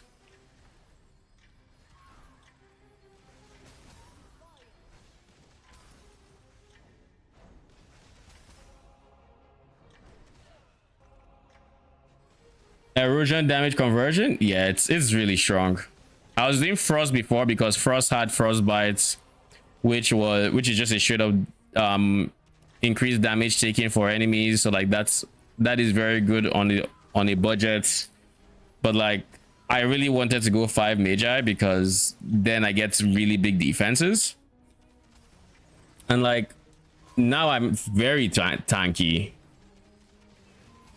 Like it takes quite a bit to kill me. I have decent sustain and I have decent pretty good damage, and I have very good mitigation. And this is on Iris 1 that's supposed to be the squishy Iris. So very, very good. Sub Zatham, how you doing? Winds will blow away all traces of your existence. We've witnessed many final moments like that. Some for our friends. Where is the revival when you need it?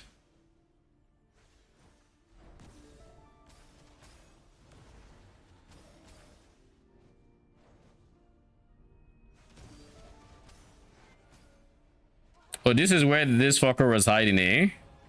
I see you.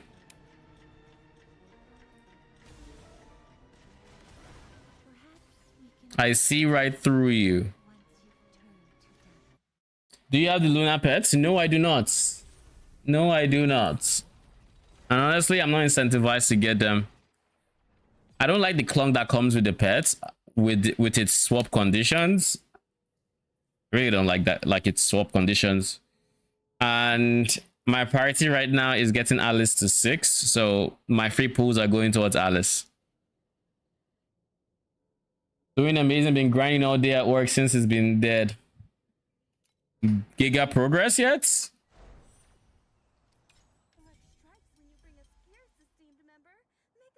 Greater than 20 seconds. Let's see how that goes.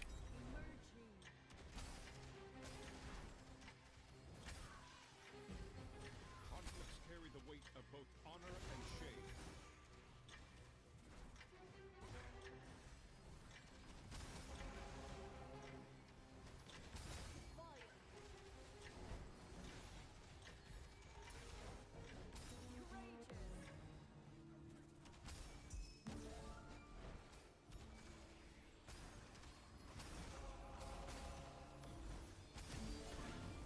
What is stopping me from moving?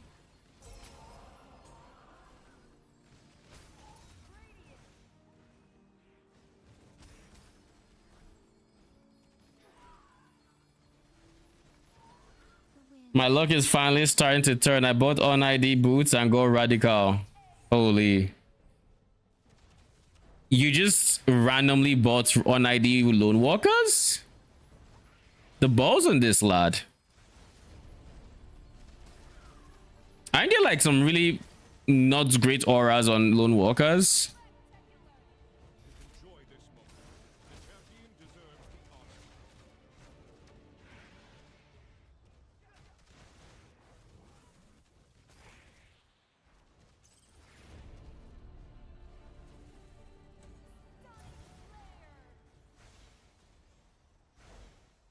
Yeah, I figured Alice would proc. No Doro proc though. If you could help us carry some stuff. Yeah, I ain't checking all that.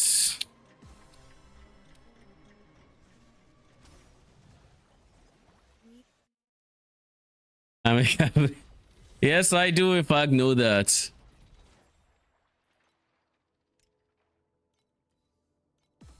I do indeed know that.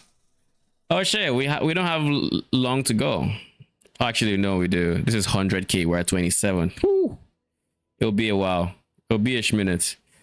Zatham, are you done with your traces of the moon? I assume you're probably getting very close if you're not already done. Why is this lit? I don't know why it was notifying me. It shouldn't have, but it was.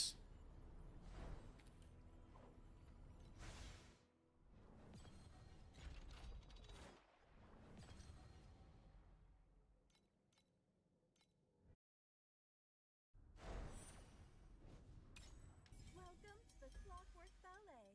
How can I help you? +1 rarity. Welcome to the Clockwork Ballet. Bruh. How can I help you?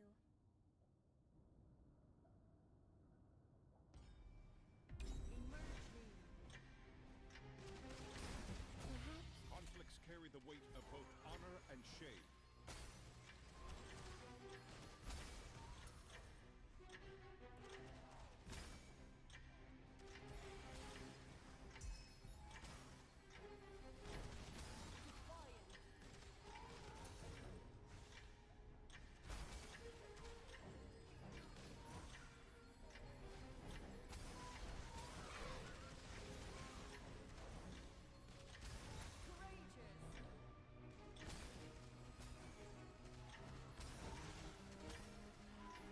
Oh my god! I'm fucking trolling! I'll explain to you guys how I trolled after this map, but what the fuck? I just realized I'm big trolling. I am fucking big trolling. Holy. So that means that the damage loss we felt yesterday might not have been necessary. Oh my god. Oh my goodness. The champion deserves the honor. I just had a light bulb moment.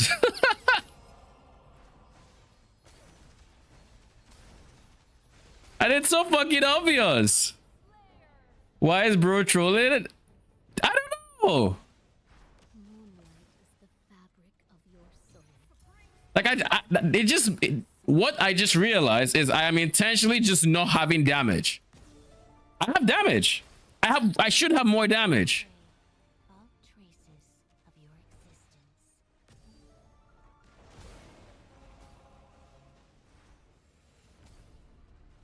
Yo, this, We've witnessed many final moments wait, what? that Oh, this is a special event. I was like, why on earth is the circle getting smaller? It's that special event. I don't like it.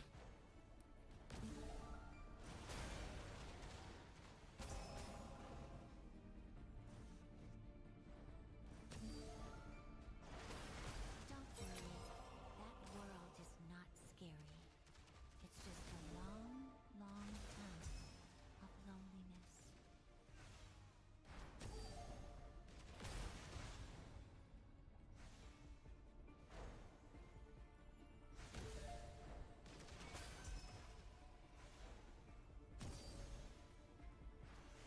All right, this is the troll.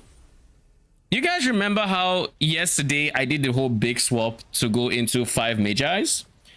Part of this big swap involved getting erosion Magi, going for wicked, which converts all elemental to erosion damage, getting rock golem, yada yada yada. Well, that meant that my big source of freeze was going away, right? Because I'm no longer scaling max frostbite rating. My frost mages are the ones that could even freeze to begin with, and they no longer have that. So like, we don't have freeze, right? I accounted for that. You know, dirty tricks doesn't. I don't have any max frostbite rating. All of that shit, right? Tell me why I just realized I am still using this fucking support gem. I have been playing -1 support gem for Lord knows how long now.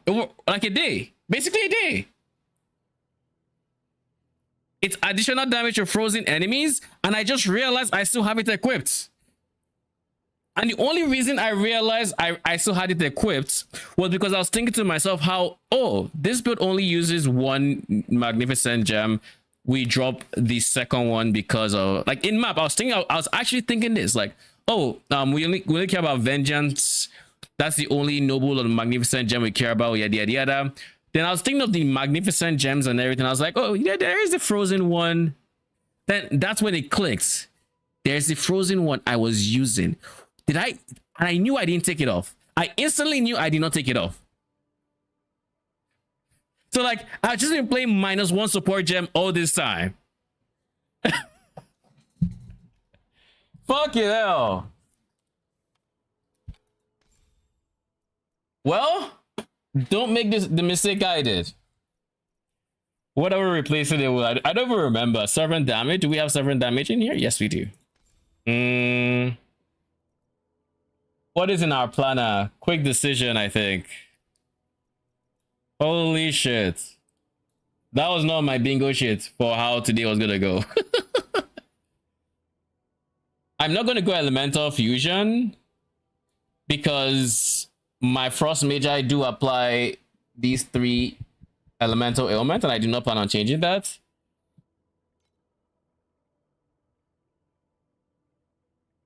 I could do control, but I don't want to lose any more crits.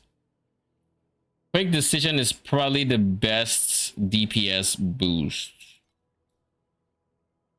There's also a universe where I try something like cooldown recovery, but because it's not additional, it's a no. But cooldown recovery, honestly, this would have been more DPS than what I've been running. Like, this genuinely is more DPS than what I've been running so far. Like, just by switching to cooldown recovery, I have more DPS than what I have been running. And I'm not gonna keep cooldown recovery, that's for sure. But like, geez, okay. Well then, I think I'll keep quick decision because it's more damage.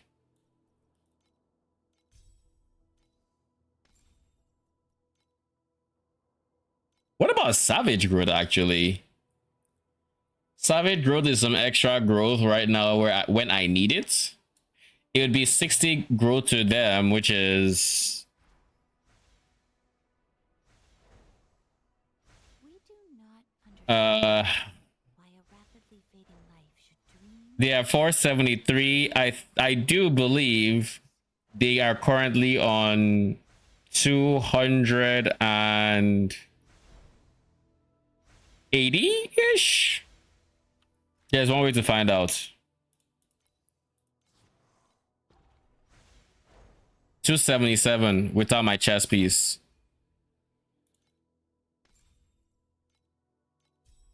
So they are 277 plus 60. That gives us 237, something like that.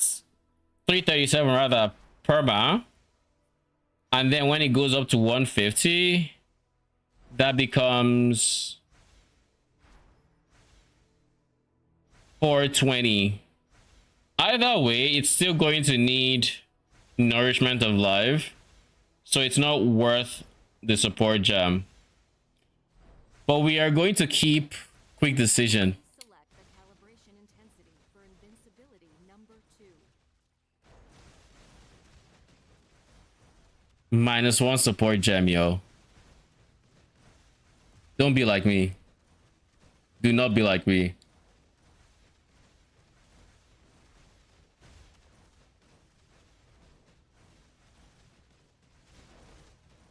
I don't see them casting their ultimates. Oh, there it is. There it is. I saw. But yeah. That moment you realize you're big trolling. Another thing we could technically do, in theory, is we could go for passivation. The problem with passivation is it is DPS dummy bait. What do I mean by that? Passivation is good on anything but single targets, but DPS dummy will inflate the DPS to an insane amount if you use it, because it's a giga multi when enemies are at 100% life, right? It's huge multi at that point. So now that I am currently one-shotting, it's probably fine to use passivation. But if I were to do something like Supreme Showdown, it quickly loses value. Like for the lower levels, I mean, I don't know how I one-shot any quicker, but can you stop notifying me, please? Okay, I guess we're just, so like this is going to be, look at that, almost it started off at almost 8 trillion. I am nowhere near that DPS. Now it's going to show a very high number that I am still not quite, but because the dummy is always going to be full life, it won't matter, because passivation, that's the way passivation works anyways. So it's going to be good so long as you can one-shot the enemy, but the moment you can't one-shot the enemy, its value drops massively. But because I am currently trying to one-shot enemies, it's probably fine. Now I don't know what my DPS is. But to be fair, thank you for the follow. Appreciate you. Welcome. How you doing? Have you tried using Circle of Life? I will use Circle of Life. I just haven't yet. The plan is to use Circle of Life. Thank you for the follow. Appreciate you. Welcome. How you doing? The plan is to use Circle of Life. I just haven't used it yet.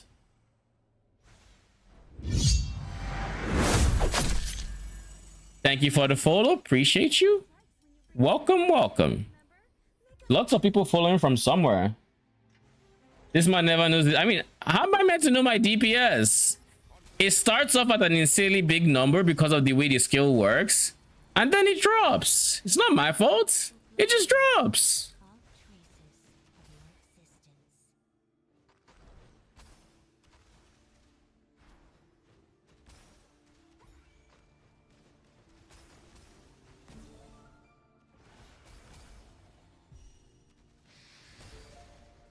Bruh. You're really body blocking me? Oh wait, I have clockwork to do. I done goofed.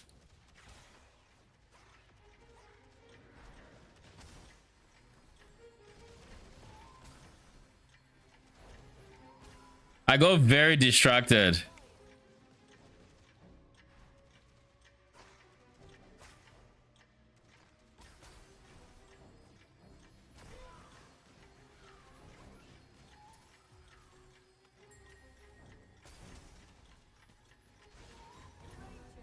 Bro, we beat it.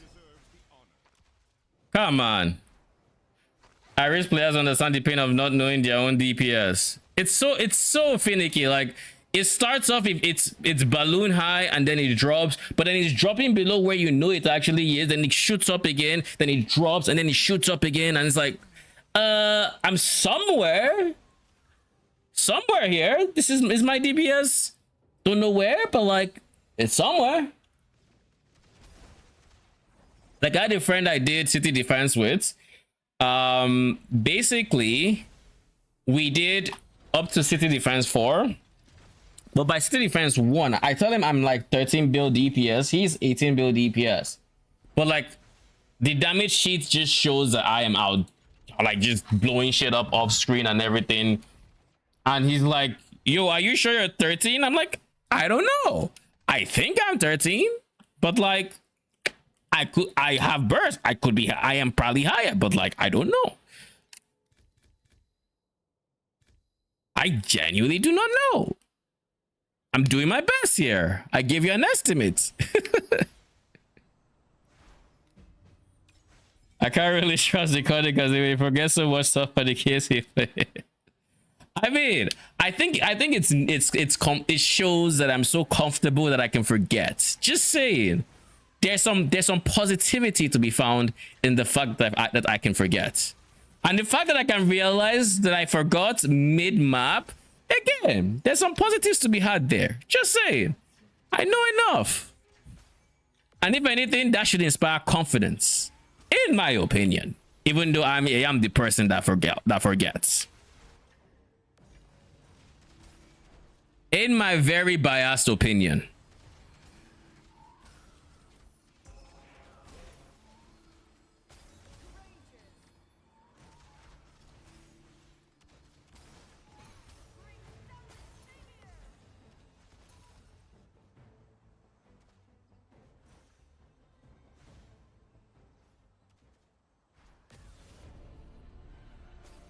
Don't worry. That world is not scary. It's just a long, long time of loneliness. Enjoy this moment. The champion deserves the honor. Y'all just gave me nothing? I'll take the memory. The good news is eventually I'm going to know my DPS because I'm going to be able to scale enough CDR to get my ultimate skill under a second. And at that point, my DPS should be kind of stable enough to where it's not quite as bouncy. But like, until then, you know, we just don't know what the DPS is, and we're just vibing. The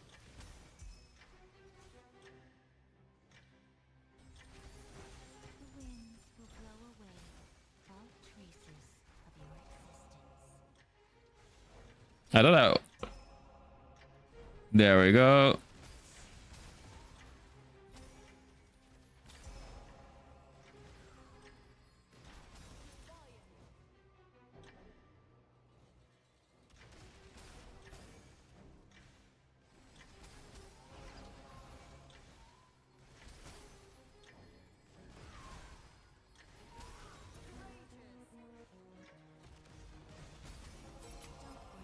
Ooh. Not scary.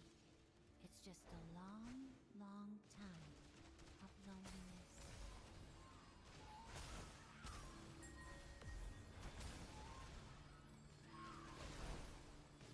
Enjoy this moment. The champion deserves the honor.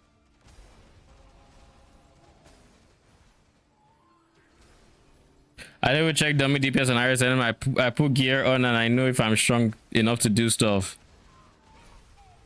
Cause honestly, it's so bad. Yeah, POB would be so nice, like an accurate POB. The winds will blow away all traces. Every single time I leave, every single time I leave POE and I play other ARPGs, I come to understand just how blessed we are by the POE community and their hard work, because it is not easy to keep an app like POB up to date. B, even making the app like POB is an insane amount of work to begin with. Like you have stuff like that, you have stuff like Wealthy Exile. I mean, we have the FE tracker now, which is just very, very nice for Torchlight. So Torchlight is actually getting to the point where it's getting to PoE levels of community support with the side tools. Honestly, this needs to stop bugging me. Why are you bugging me? Because every single time I'm gonna look up there, I'm gonna see the thing and I'm like, okay, there's something. I finished some path of progression thing, and no, I haven't. It's just they're bugging me.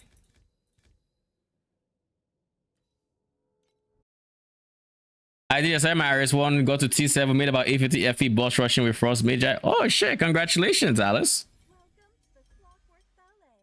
How can I help I thought I saw something in diamond for a second. Or rainbow. Clockwork Ballet? How can I help you? We'll go for the booster drinks, fuck it.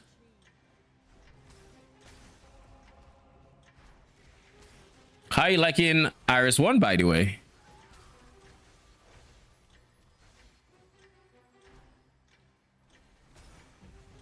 I think my Frost Magi aggroed on something that they probably shouldn't have. And it's probably over that wall.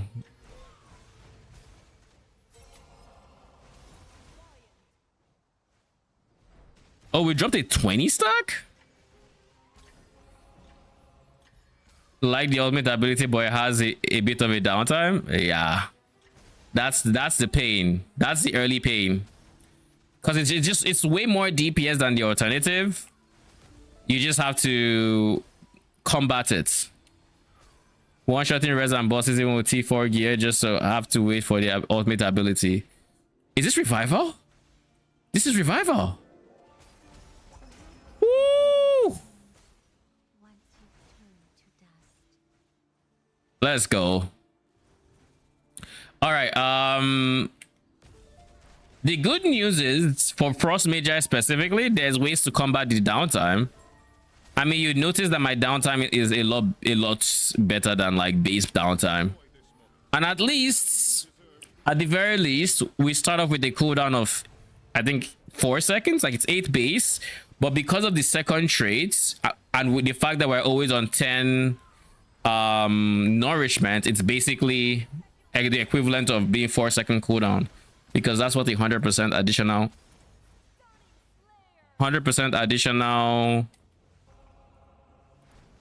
ultimate CDR does, you know? Worry. That world is not scary.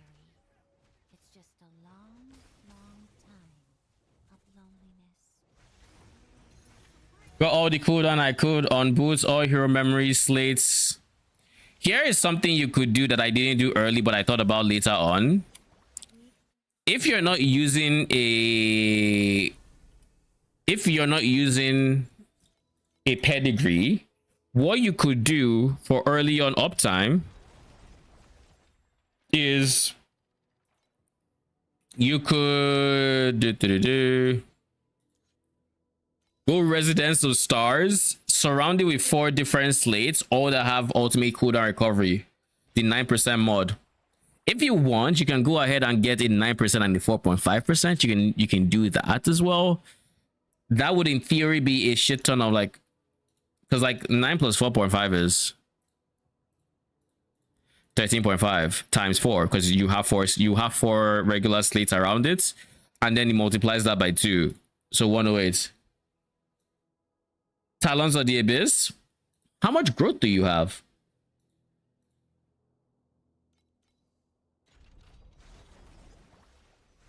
You know something else I should also consider? Replacing armor pen, because before I even replace armor pen, I need to focus on some other things like this guy. This guy needs to go. The less cast speed is not helping anybody. It needs to go. I need double damage.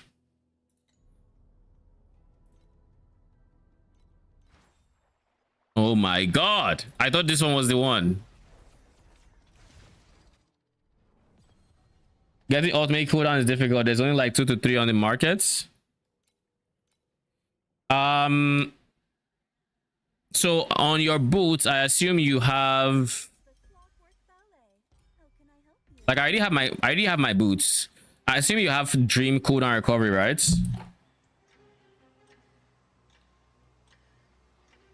Getting T1 boots is probably one of my bigger sources of cooldown, but that's a more late, like, you know, it's kind of expensive to go for the a level 100 base and craft it. But I went for cooldown here. I got lucky and I hit T1. I was going for T2. I got T3 and I was going for T2 and I got T1. So I'm like, okay, cool. And then I got a base that had base affix cooldown.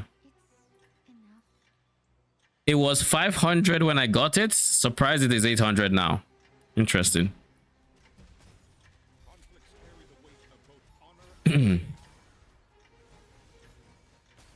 But it's one of my bigger sources of CDR.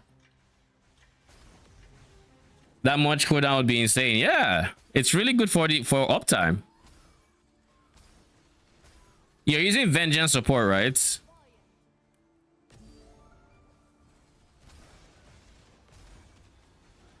Just to make sure, because that's the reason why we skilled personal. That's the reason why we skilled personal CDR, because that support gem makes it so it affects the Magi, which is why we go Frost Magi to begin with. The winds will blow away all traces of your existence. Surely we get revival, right?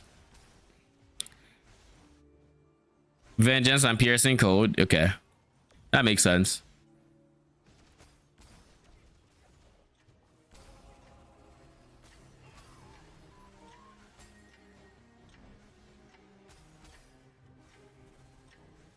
Enjoy this moment. The champion deserves the honor.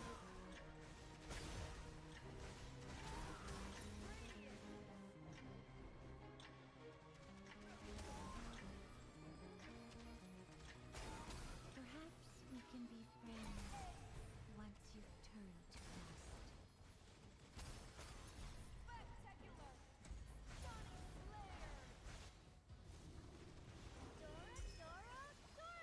Holy. Double bounty outlaw rather. Bounty is actually better. It sounds better. And it's bounty outlaw, but bounty. That was a mistake, but I like it. I like it a lot. I want my Magi to be fast like yours. Mine has such slow movement speed. I had to stop doing outlaw because they couldn't reach the buggers. Mine aren't too fast. What is happening though is my cooldown is so good that this ends up proccing, and our hero traits basically says when they get nourishment and there are new enemies nearby, they gain movement speed. So that's why they are technically fast, because they gain more nourishments frequently. I don't actually have any inherent like MS modifiers going on them.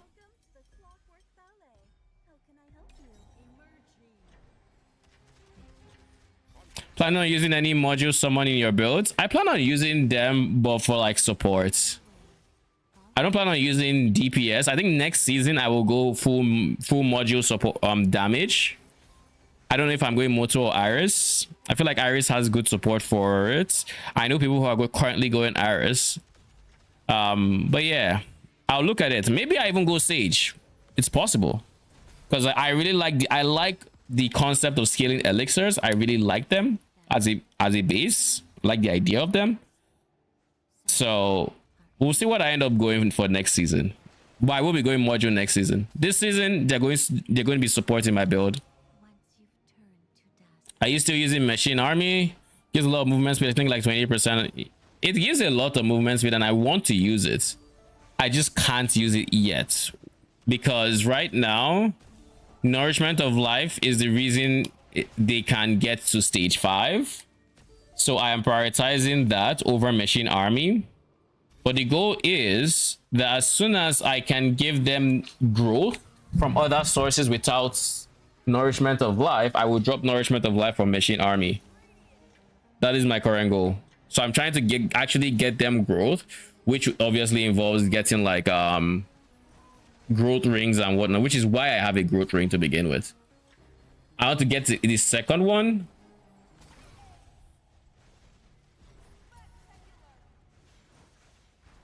I want to craft my second growth ring.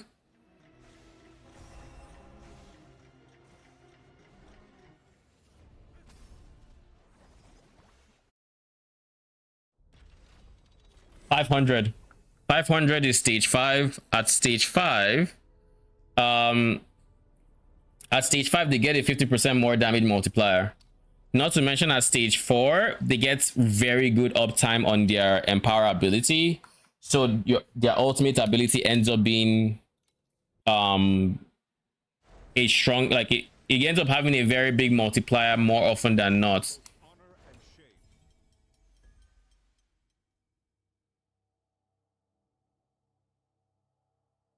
Sure. Let's see this. I mean, I kind of expected it to be ass, but like, triple gear, really?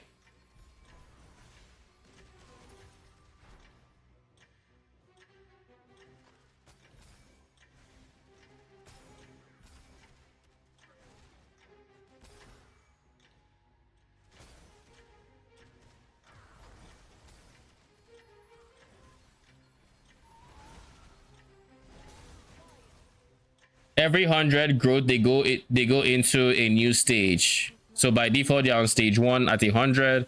Then at stage 2, which is 200, they gain enhanced 30% chance for enhanced skills.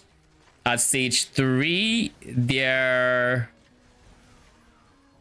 one of their skills gets a boost. I want to say their enhanced skill gets a boost. Stage 4, their empower skills get boosts, and at stage 5, they get 50% more damage. And I think they also get a skill area multiplier as well. Ooh, thank you very much, Dora. Appreciate it. Perhaps we can be friends once you've turned to dust. So the goal basically when you start trying to start growth is trying to get them to 500. All of this, and there's barely any compasses in there. Fire infiltration and life regen speed, probably not great. Nope.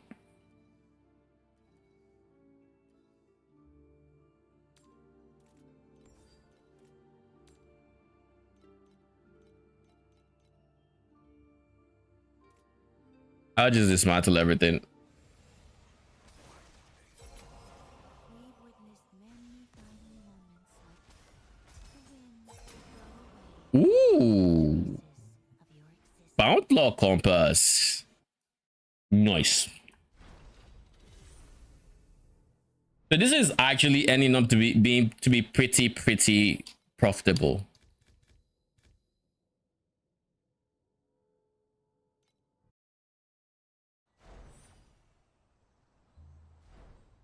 There's way too much text on skill description and stuff in game. I mean, if you have any questions about any of the mechanics, let me know and I'll do my best to explain it. I know Iris pretty well. I've played her a bunch of times, theory crafted her many times, and now going into a build I haven't played before, fully expecting that I can do SS20. Like I had the end game build planned out before we even started the season, so lots of theory crafting went into that, but I'm pretty sure it has enough multipliers to get all the way.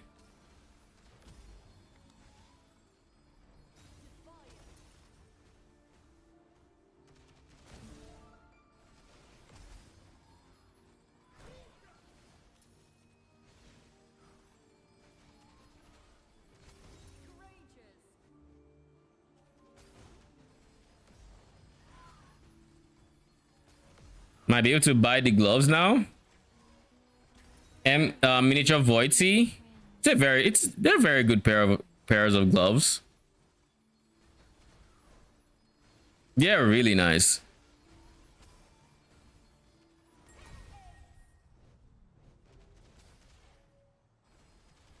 Enjoy this moment. The champion deserves the honor.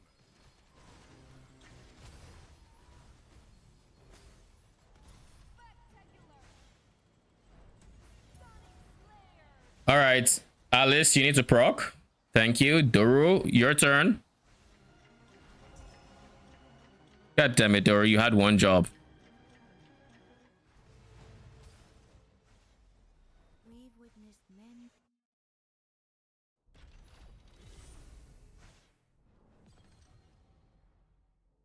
many. Ooh, free ultimate ember.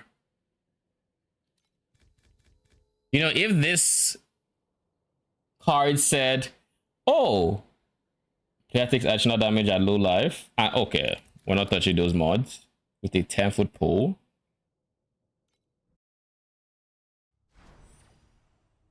Have you ever tried profit crafting in TLI? I have done it unintentionally, and I can give you a very good example.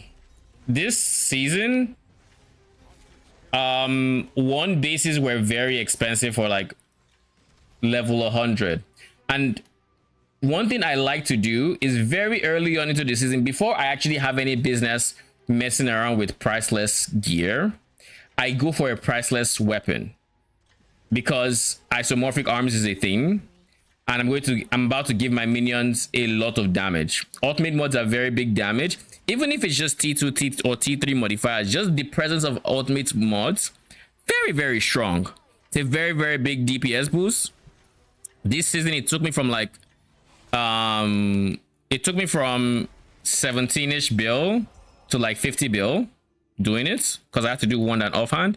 But where the profit crafting came into play was, as soon as I started crafting from my wand, I won't say accidentally, but I hit a T1. I don't know if I'll be able to find it, but I hit a T1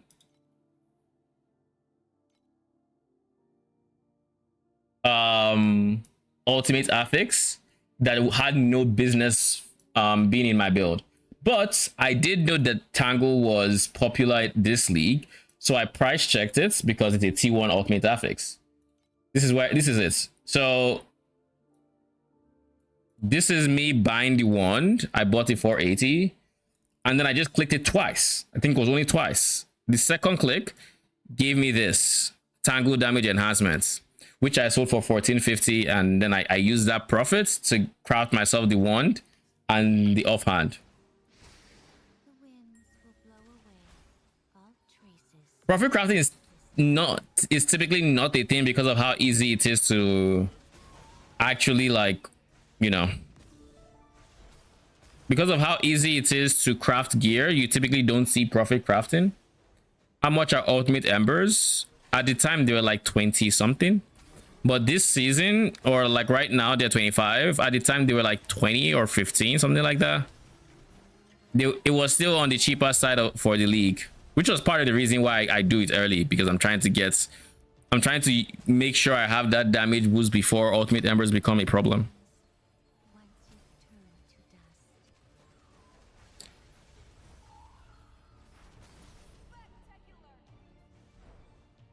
Corrupted in mere eternity, and that paid for your entire league start. Holy 7k.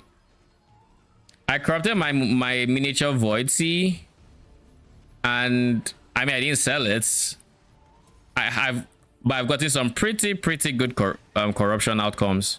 We've witnessed many final moments like that. Some were our friends. Alice? Yeah. Doro? There we go. That's the combo I was waiting for. All right. So I think my luckiest corrode thus far is my belt, because it could have given me any prefix, literally any prefix, and it gave me radical order or aura effect. That was pretty pog.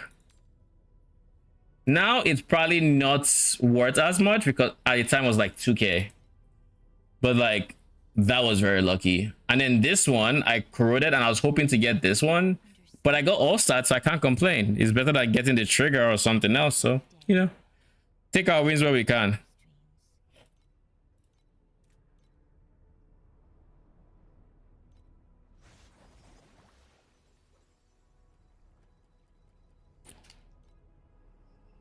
What did you hit on your Mere Eternity? Did you hit the two mods that people care about, the region and the other one? What would you say is the upgrade priority from T7 full T2? Is it gloves? They're about 500 for a bad row, 800 for a good one. That is not a question I can answer without seeing a build code. So, for context, the best could be the gloves.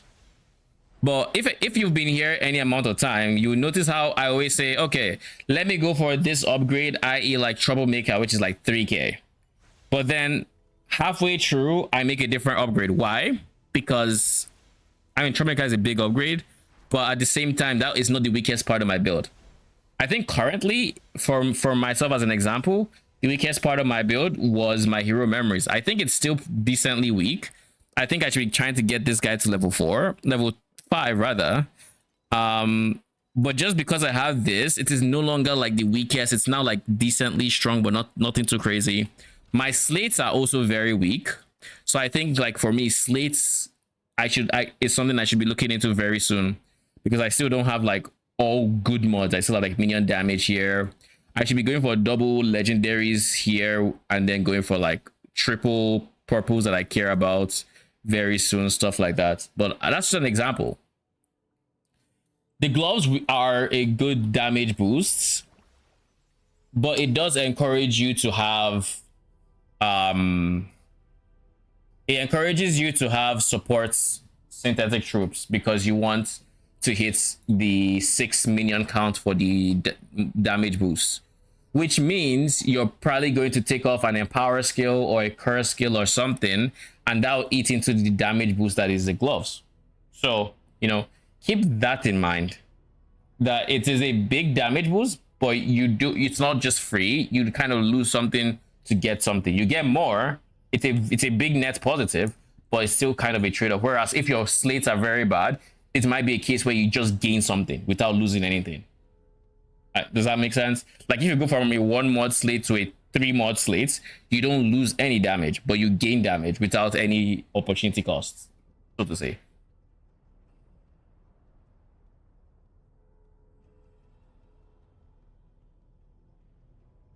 So upgrade priority, I would say if your slates are decent, do you have dirty tricks? If you don't have dirty tricks, then my recommendation is,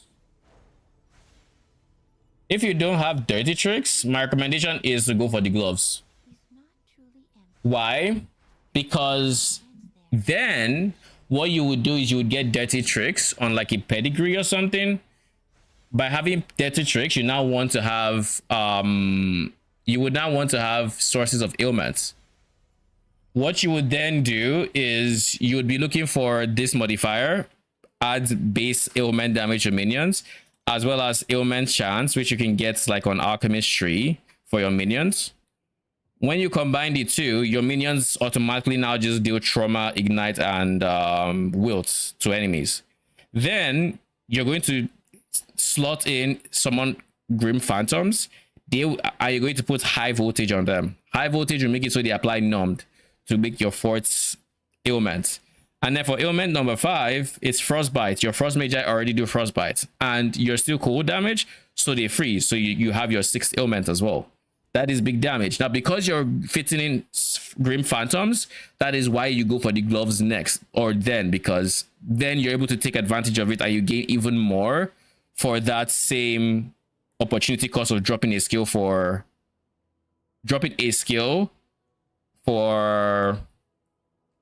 Grim Phantoms. So it basically it minimizes the downside while actively increasing the upside.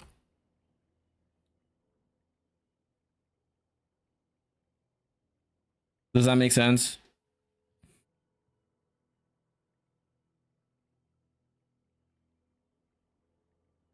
I corrupted the gloves and he bound. I wanted to quit the league at this.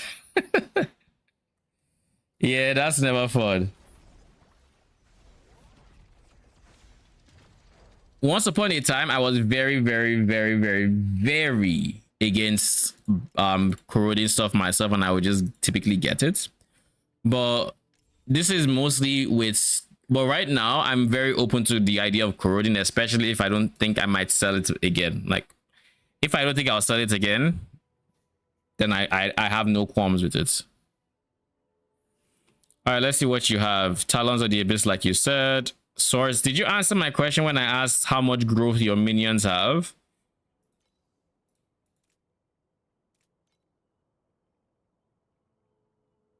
You upgraded your hero memory, so you have cooldown, intelligence. So this is level 10 over 40, 7 over 40 cooldown, max ES, move speed, cooldown. This is really good. This is okay. This is good. This, something other than a spell block would be ideal, but like it's fine for now. You have nourishment of life, which is fine. You have these 4, which is fine. Vengeance, piercing code, increased area. You can probably swap out the increased area for a different support, but I don't think there's that many options yet until you go dirty tricks with for ailment termination. So area is still fine. I'm not going to look too much at your gear because you said you're full T2, right? So shouldn't be much of an issue. You went for the double corrode that I went for, which is really nice. Ends up being more damage than getting for this one, so good choice. CDR, nice. Now let's look at your slates. Cooldown, cooldown, cooldown, damage transfer, cooldown, more damage, cooldown, cooldown. Honestly, not bad. Very not bad. You have Talons of the Abyss. You're going extreme coldness. In your extreme coldness, you're also using haze, which is good. Yeah, this is fine. Oh, you got minion crits. That's really nice, actually. Yeah. You're able to get away with no steel mana compensation. That's nice.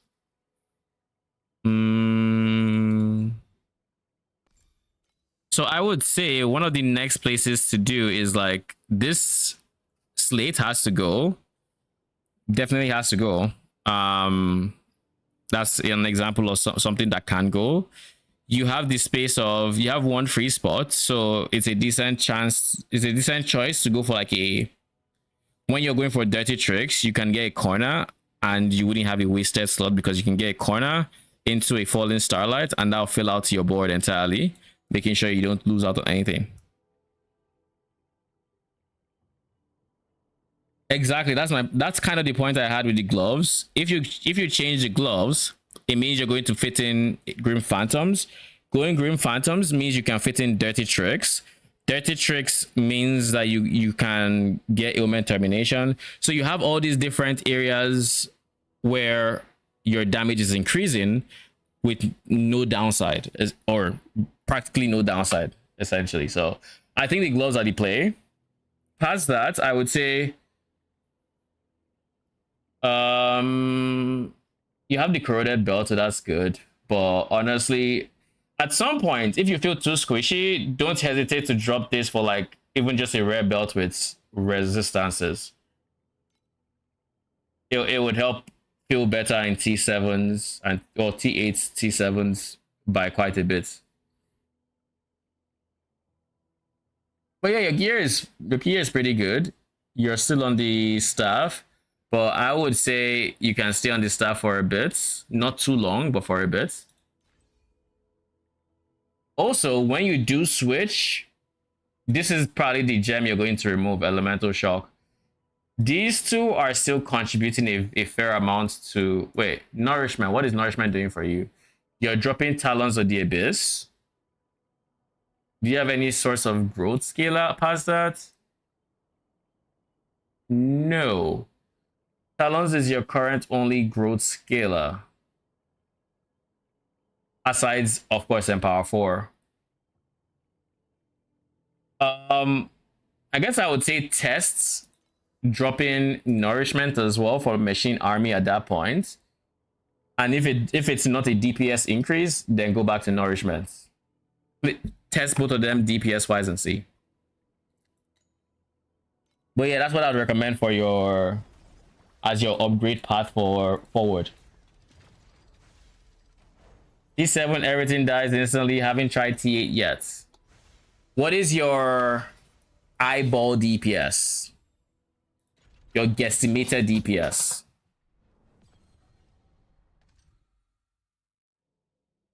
To do that, I typically just let it run for like 30-45 minutes and like kind of see what the highest is, what I'm currently hitting for. I'm kind of like gauge if it's higher than what the top number, which is the average in that span, is, or if it's like below, or if it's the same.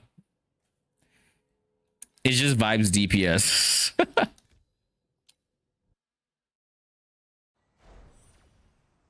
RS1 is number 1 on EU leaderboards.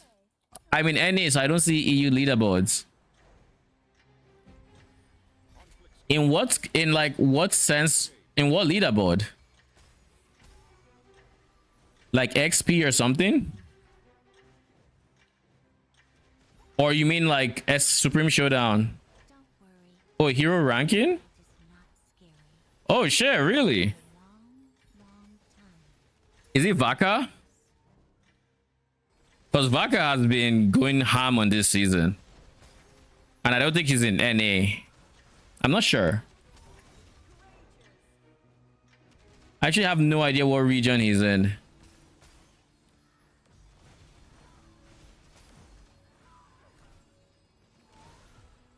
Average around 1.3, highest DPS 3.3. So vibes base maybe around 1 bill, 1.5 thereabouts. Perhaps we can be friends once you've turned to dust. That's probably getting to the point where you can start doing T8s. You're probably at the DPS where you can do T8s, if I'm being honest. It just might be on the slower side, so you have to decide if you want to do T8s on that clear speed or not, and go from there.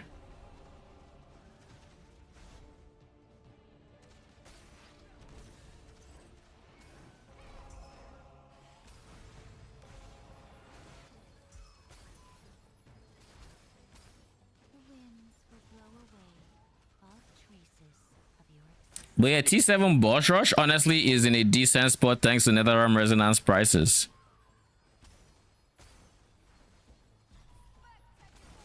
Like resonance is literally carrying it on its back. That said, I did see at some point this league, Deep Space Resonance was like 300 FE per one or something like that. Some crazy shit.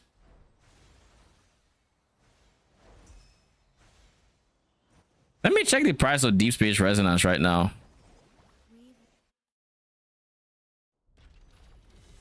Resonance is huge. Universal items, Deep Space Resonance. Okay, it's down. It's like 5.8 FE per. It wasn't 300 per. The person I think had not many, and it came up to 300. I don't remember how many they had, but it really wasn't many. And then this is 140 for 1,000. That's so expensive.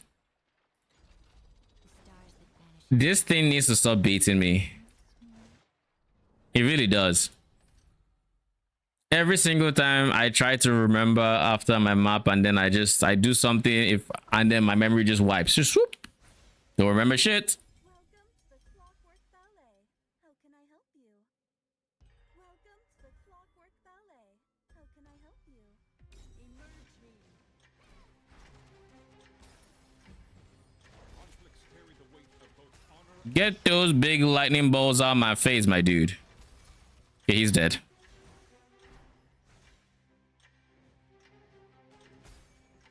we will go inside. This is one of those maps I really do not like running with Radical Order. Because if you stand here, your minions can aggro mobs across the wall, as you can see here.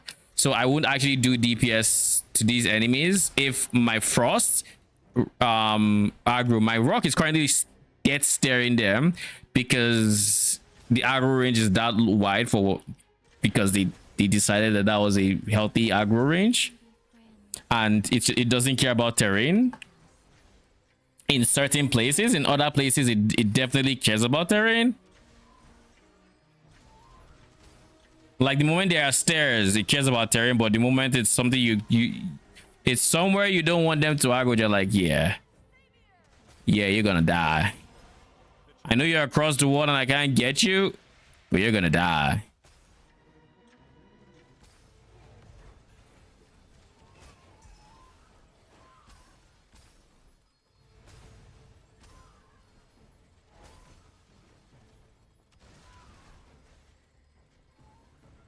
Is this farm alright with Alice 1?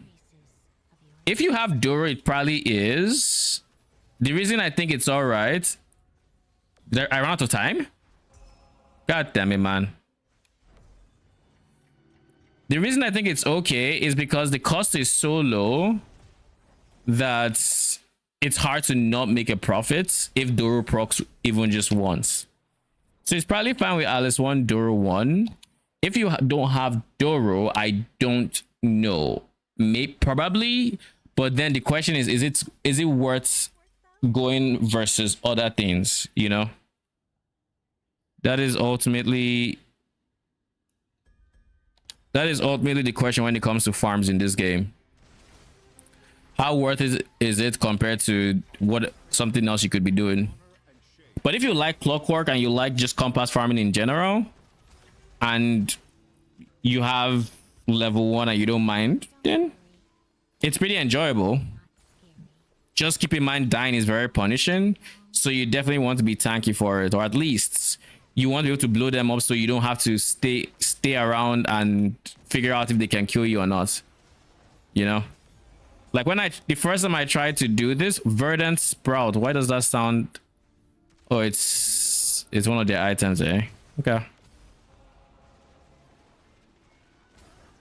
One of the first times I tried to do this strat early on in the league, I didn't have that much damage. I had some, but not so much.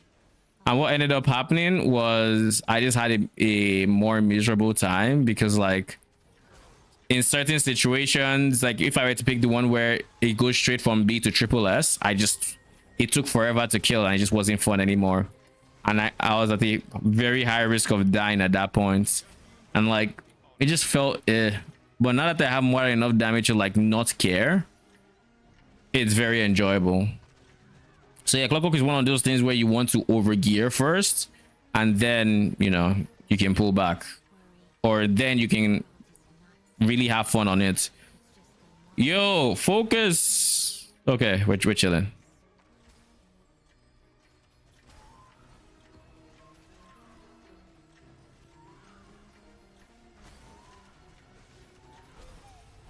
Cool.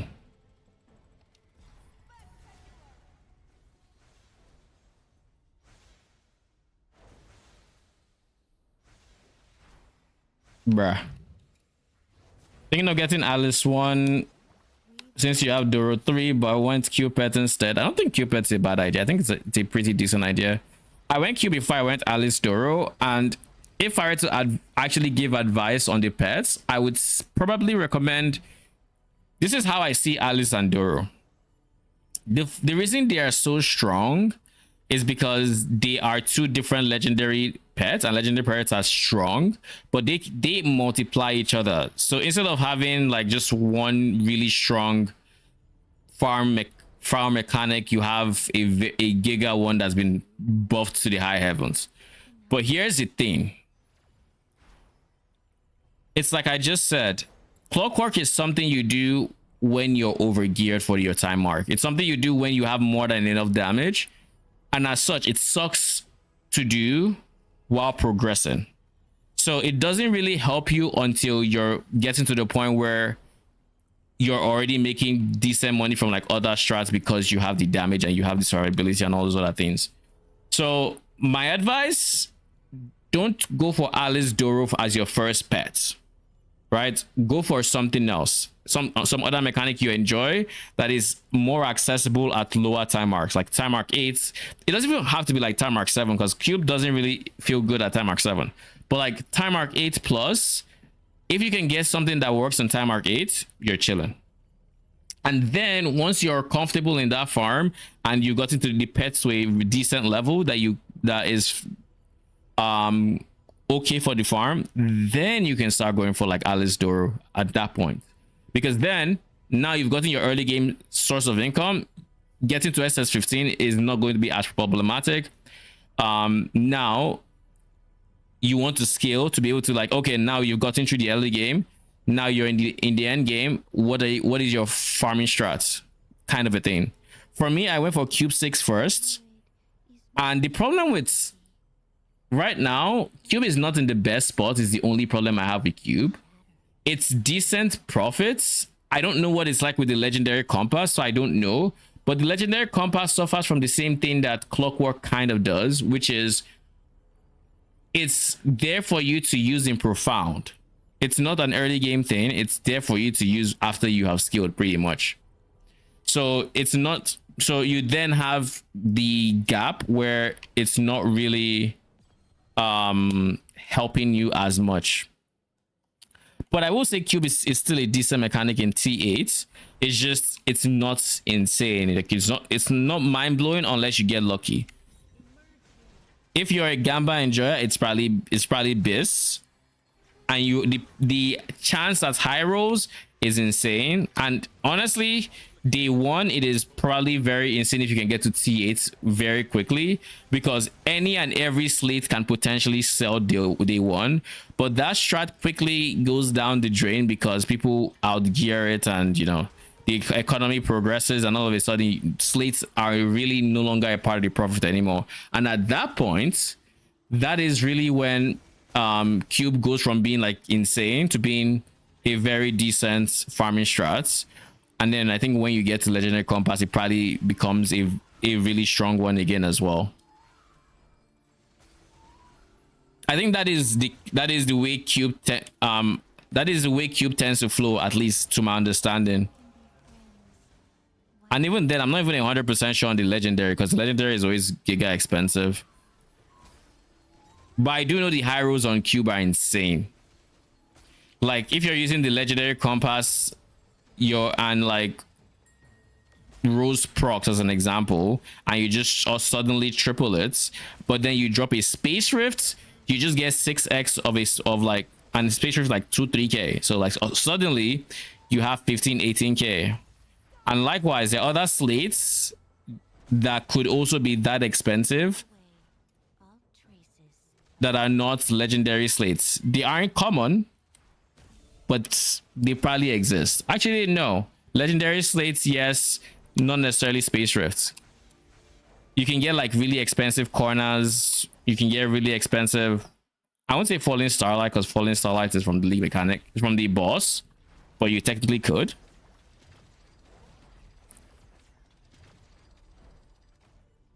How do you actually get the dream cooldown on your gloves? I am assuming you have to do it yourself. Can you reroll dream infinitely? You mean on boots? On boots, you can reroll dream infinitely. Like as an example, I will probably do some dream rolling. I can just show you what it looks like. I plan on dream rolling for my gloves anyways, so we'll just buy 10 to start. Surely we hit it in just 3 tries, right? Surely it's been bought, bruh.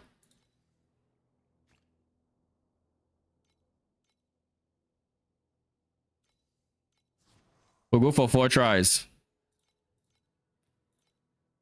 We'll just go for something good, anything. Starting a new dream is like releasing a cat from a box. Is the cat still alive? Are you still awake?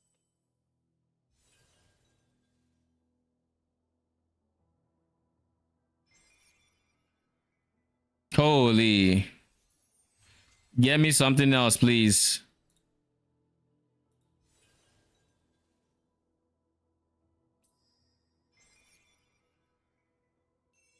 That's fine. But like you can see, you can keep refreshing it until you get what you want. Oh?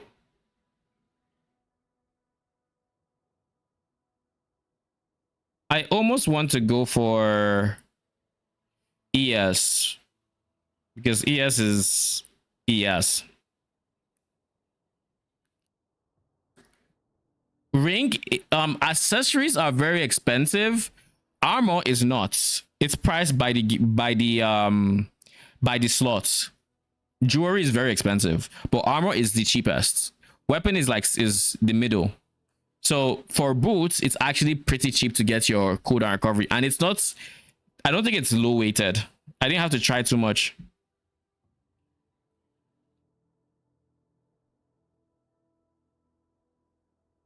Boy, yours for 20 FE with it already on there. Nice. I got mine for 22 with it already on there as well. On ring, yes, 100%. Ring is expensive. Sure, we'll just click this. Woo!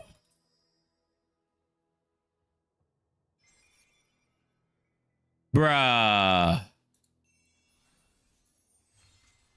I'll take it though. I'll take it.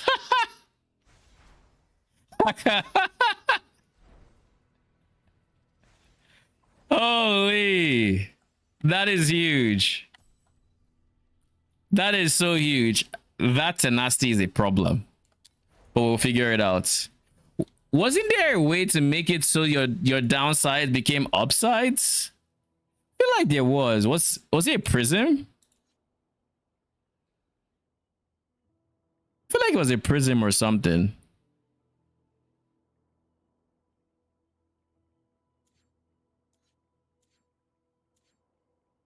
Does anyone remember?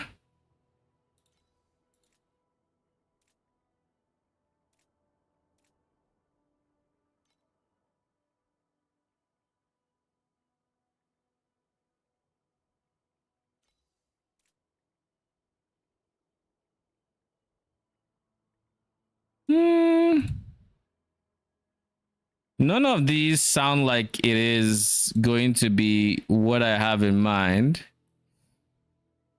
I just don't. It could be a destiny.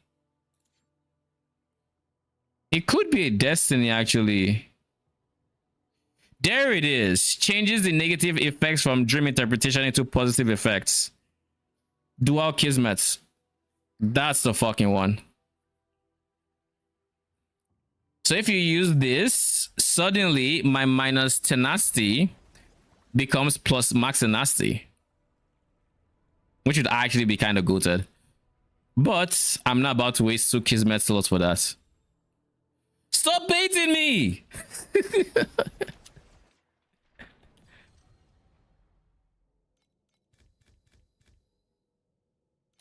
How do you generate a nasty? Oh, that's the cool part. I don't yet.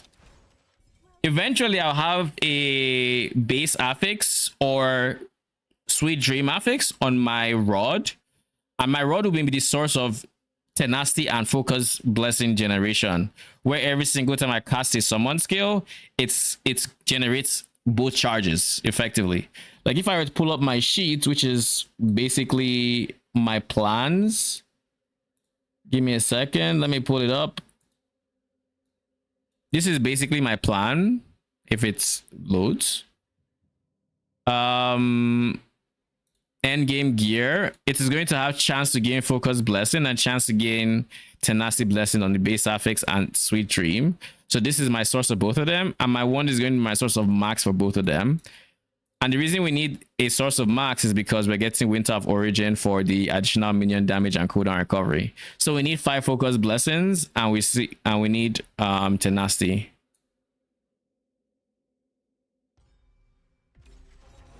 But like right now I don't, which is why I took it as a downside, because by the time I need the max tenacity, I should already have like all my other sources of growth figured out. Or at least that's kind of my idea. You know, I'm putting it up for future me to figure it out before I need that sweet dream affix slot, because I plan on using that slot for potentially, I think, curse or something. No, I plan on not having it rather. So that one is going. I don't plan on having growth as a Sweet Dream affix. I just remembered. My Sweet Dream affixes are both weapons and boots. Those three. Because you're capped at 3 Sweet Dream affixes. In case you didn't know.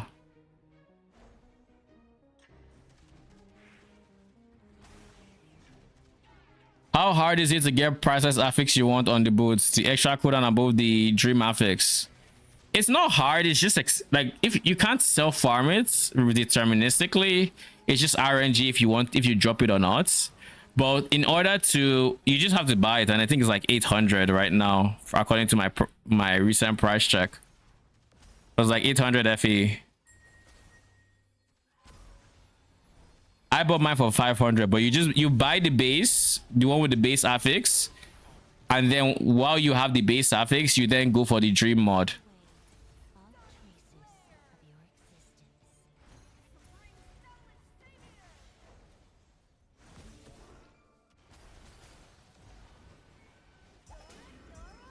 Ooh, thank you very much, Doro. Appreciate you.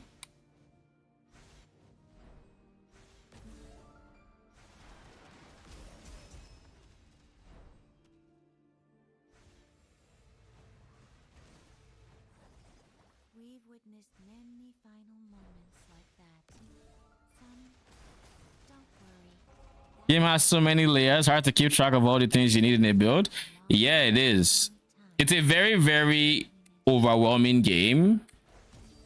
Like it definitely, it 100% is. It's not really not the most beginner friendly game, which is why, like, I do what I do, which is I'm fine with checking build codes and just giving advice and stuff like that. And I try to talk a lot as I stream on my decision making when it comes to upgrades. I ponder the different choices and all that aloud in order to at least give you guys an idea for what I am thinking and the thought process that goes behind it.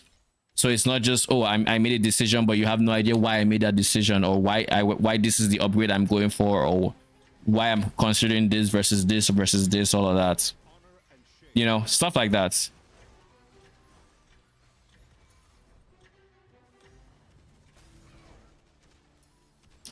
I know when I came back to, like, the way my relationship has been with this game is I went hard on the season. They reworked a whole lot of the systems, which was Snowpaper. They reworked many systems in Snowpaper, and I went, actually no, they reworked in, I feel like it was Arcana. Don't fully remember where it was, where we got the big hero memory changes and all those things. But in any case, I went hard on the Snowpaper season, and then I went for, and I didn't play for Arcana, or I just got to T7. And when I came back, everything was so different that I didn't even make a build that league, because like so much had changed that it felt like I didn't even know the game anymore. Because that was around the period where during Clockwork season, we had all these unique items during Clockwork season that they basically had all the stats you would want on your class at any given point, and it was deterministic to drop them. I forget what they were called, but like they had like a set bonus, and they literally would just carry you to T7 by themselves. But crafting was in a very different spot. And then crafting eventually shifted to what we have today, but hero memories were still in the old system. And then they shifted hero memories, and like so much change in such a short amount of time that like planners couldn't keep up with it. Like Macro was their partner and like had the biggest planner outside of the game, and even they couldn't keep up with it. There was so much changing.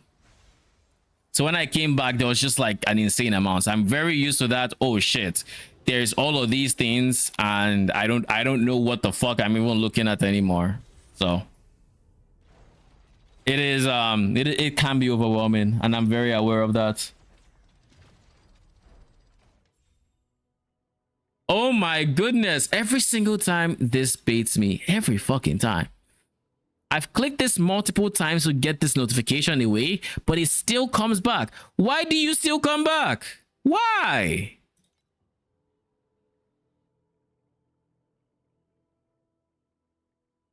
Like, am I missing something? I don't have a reward. Leave me alone.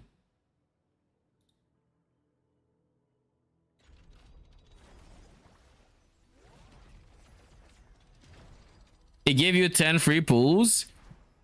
Mine is a big fat bowl of nothing. Where is it? It's this one, Midas's Touch. It's a big fat bowl of nothing. I don't have anything.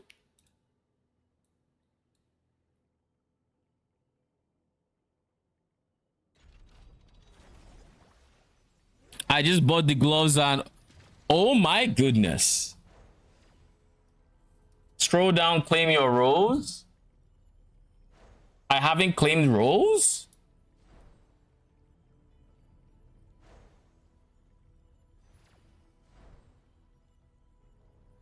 Wait, what? I didn't know that was a thing.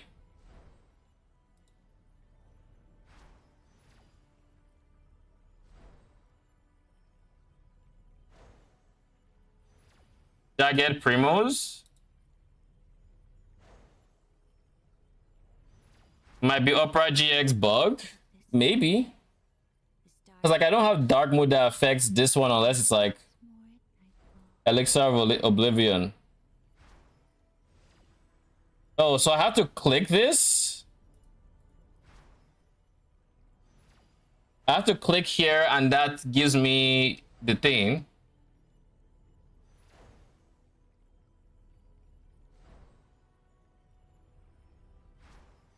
Oh, I have to click just the login. So this one, the top one.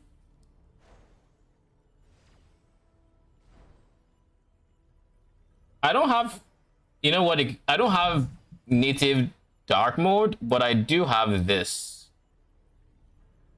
This is probably what is happening here. So I can actually exclude this one from.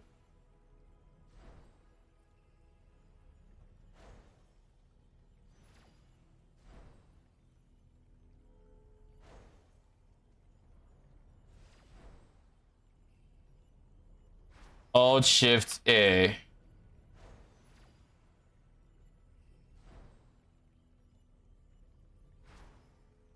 So if I refresh this, no, what is going on here?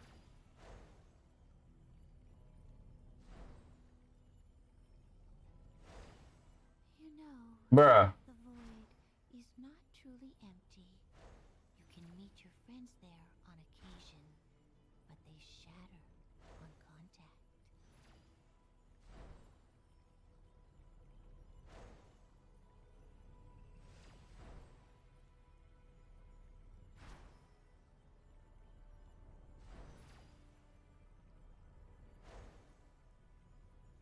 Okay. That solves it. Yeah, that solves it. Oh. Oh. Oh. Thank you. Would never have guessed.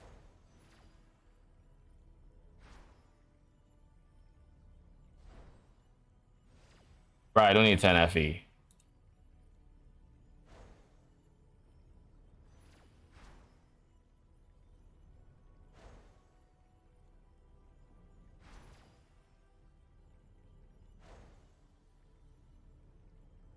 I see you're weighted towards 10 FE, eh?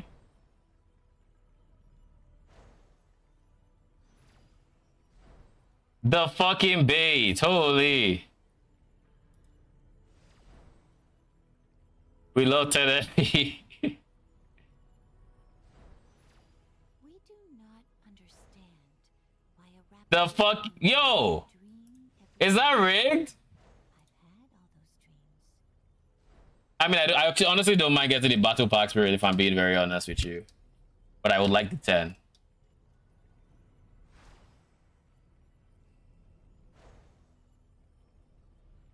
Give me this, this, or this.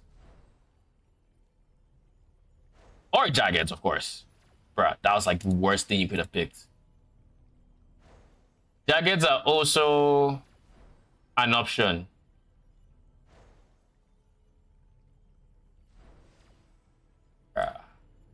Never mind. I guess Elixir of Oblivion was even worse than Revival tokens. This is the boot. Yeah, those gloves, if you with the right corrosion, is insane. They are insane. So GG on your corrosion. That was giga lucky. I'm happy I got my all stats, but I was hoping to get that mod corroded. Revival tokens 3 times in a row. 07. Okay, so now we claim all. We got 30 FAE, 2 battle packs, 50 primos. We have many friends. Is there a reason you're bugging me again? Surely there's no reason you're bugging me, right?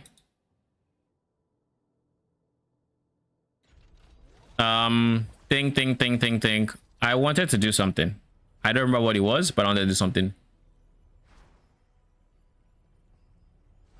Now they have 500 without me walking. I love it. They still need to be in range of this guy though, of the AoE. So that bit is, you know, not the greatest, but not the worst either. I think the smart thing to do next, honestly, is getting one of these guys that's staying long term. I think my one is the best thing to do this for. But getting this guy to max energy 61. How much are those tokens? Item collection, tower tokens, energy. I'll buy 100 of them if they are this priced. Where is the biggest cluster? 44, 45.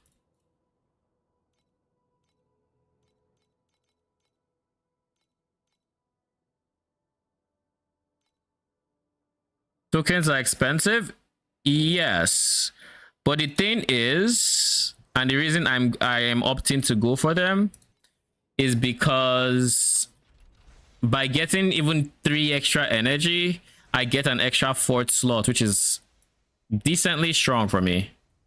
I'm a hacker by trade, black market fixer by name. Wanna rob Tower Co? You've come to the right gal.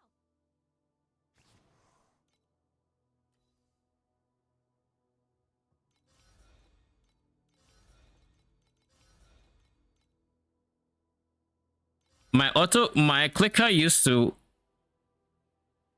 Okay.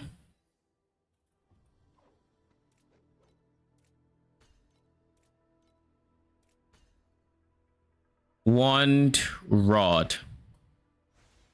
So now we have 517. I mean, sometimes you just have luck, and it is what it is. We embrace the luck.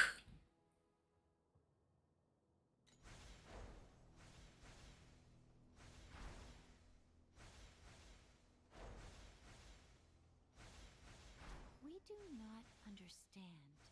Can you get more than the first rejuvenation activation medium? I can't find it on the market, so I just went with activation medium live. Seems to do the same thing. Here's the thing, and I was guilty of this. Check your chests. Go into your inventory and check the chest in here. It's very unintuitive, but there's a chest you have in here that is going to have you the activation medium rejuvenation. You're going to pick between that or motionless. There's a chest. It's so weird that they went with that route instead of making it obvious that there's, you know, because I had my activation medium live before I realized there was rejuvenation. Oh, you already picked motionless. Oh, yeah. Okay, in that case. In that case, I can understand it. So I have 15, 16 FE. Before we end stream, I do want to send out a raid, and I kind of almost want to liquidate so I can make an upgrade. But what I'm instead going to do is, do I not have level 6s? I do not. They are all dead, or quote sun scorched. So one of you is going to have to take the L and have a 25% chance of breaking, and it's just a natural consequence of the sun scorch mechanic. I can't put the life activation medium on phantoms. So here's the thing. Phantoms, or you don't need activation medium for phantoms. By default, the reason you go phantoms is because they spawn automatically every second. So they can be anywhere. But here's the kicker. For whenever you do decide to switch to your goblins or to whatever minion you're going instead of synthetic troops, instead of what's it called? Grim Phantoms. Do you notice how there is no activation medium? Here's the thing. There's a reason they're on the first slots. They are on the first slots because Miniature Voidsy triggers the main skill for every 3 meters of movement. So because they are in that slot, which I need to update the guide on, by the way. I haven't actually updated the guide, but I need to do it. But because they are in the main skill slot, they essentially have a free activation medium because we go Miniature Voidsy.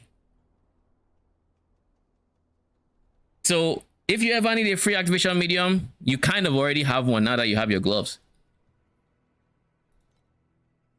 But that's what I'm doing for the goblins to save needing an activation medium.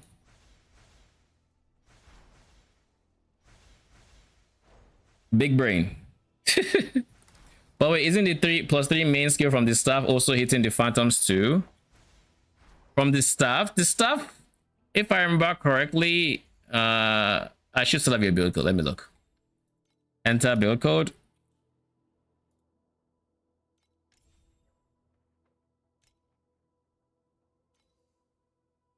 Main skill level. Yes, in your case, it would. It definitely would. That is a fair point. Fair point indeed.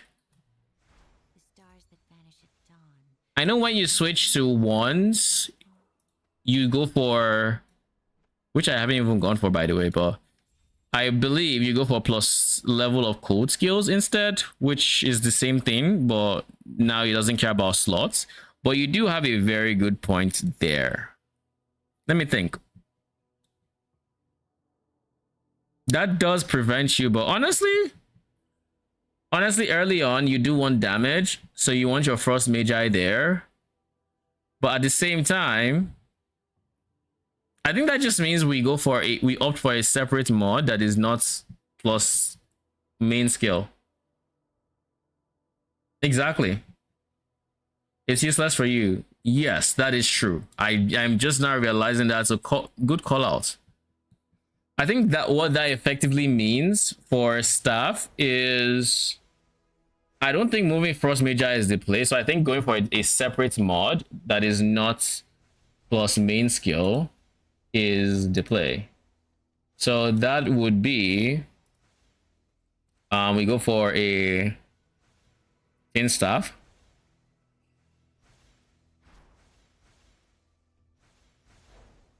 Prefix. Flat code is like the only thing that matters at that point. Spell damage could be decent. Just go, I guess we just go for int instead. Yeah, just go int.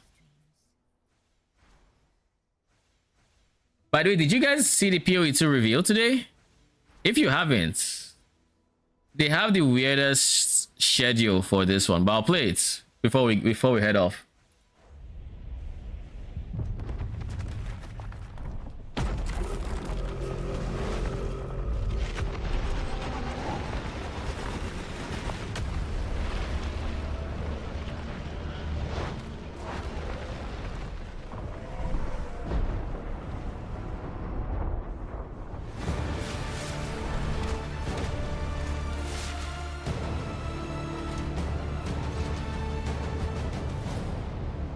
Reveal is the wrong word. I meant teaser.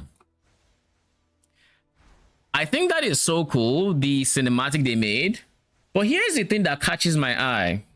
Why on earth do we have like 3 weeks between when the reveal happens and when launch happens? Now, granted, they have been spotted saying this is the biggest patch. They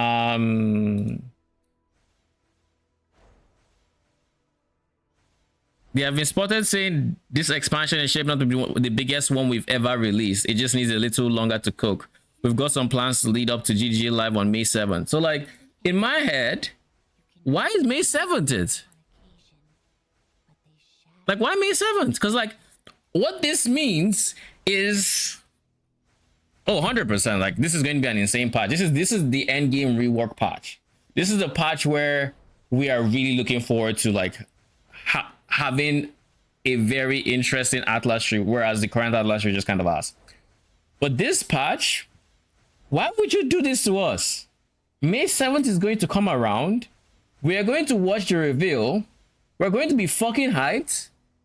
And then we're going to wait 3 weeks. Why? Why?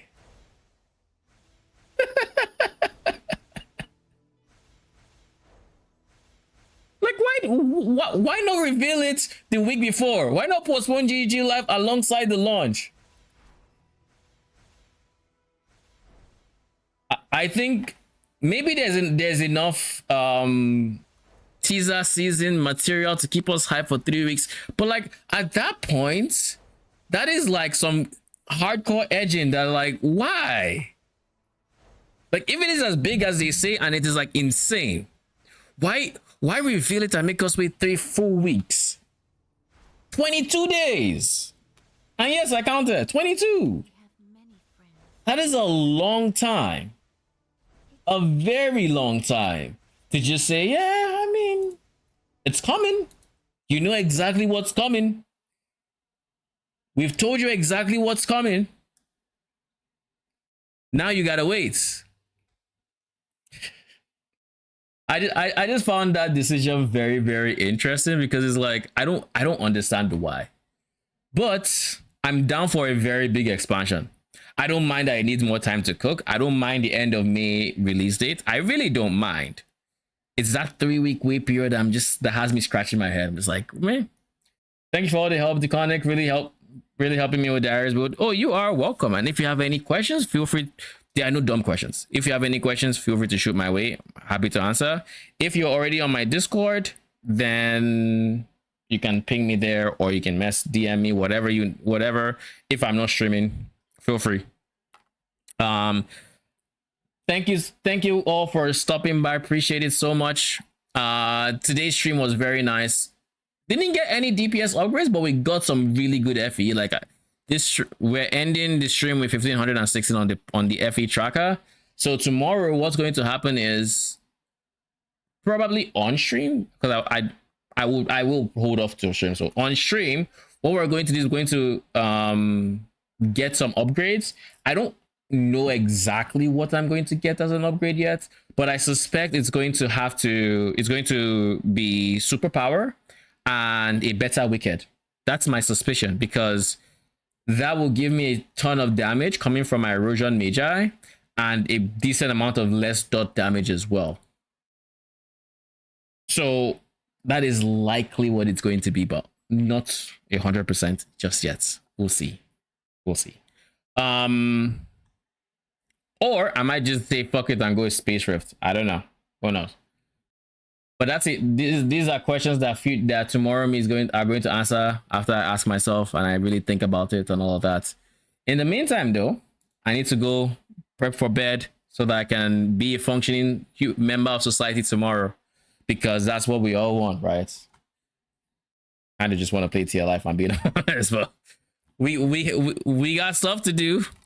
Anyways, guys, thank you so much for stopping by. I appreciate it. I'll see you tomorrow when I'm making the next build snapshots. That will be when I'm thinking when I get to like 200 bill to like 300 bill. That is likely going to be the next snapshots. And I think between me now and me then, not too much changes. I do need to update the sheet. So thank you again for the call out, because I didn't put my swap, my 5 Magi swap in the sheet yet. I haven't done that yet.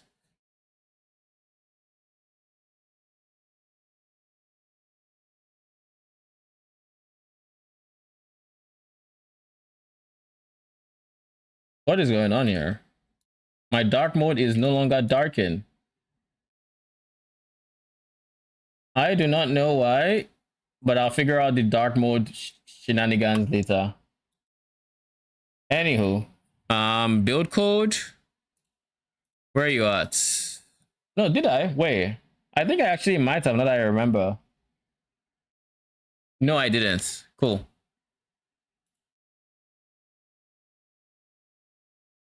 There. 5 Magi tank swap. Notes. Replace. What is the name of the support gem again? Don't be like me. Don't sit on -1 support gem for a full day before realizing that you should replace piercing code.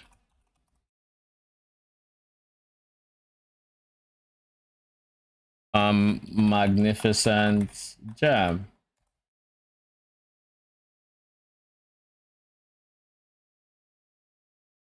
All right. Anyways, guys, I'm gonna see you guys tomorrow. Till then, have a good night. I'm also going to bed 5 a.m. Appreciate you hugging, Alice. Appreciate it.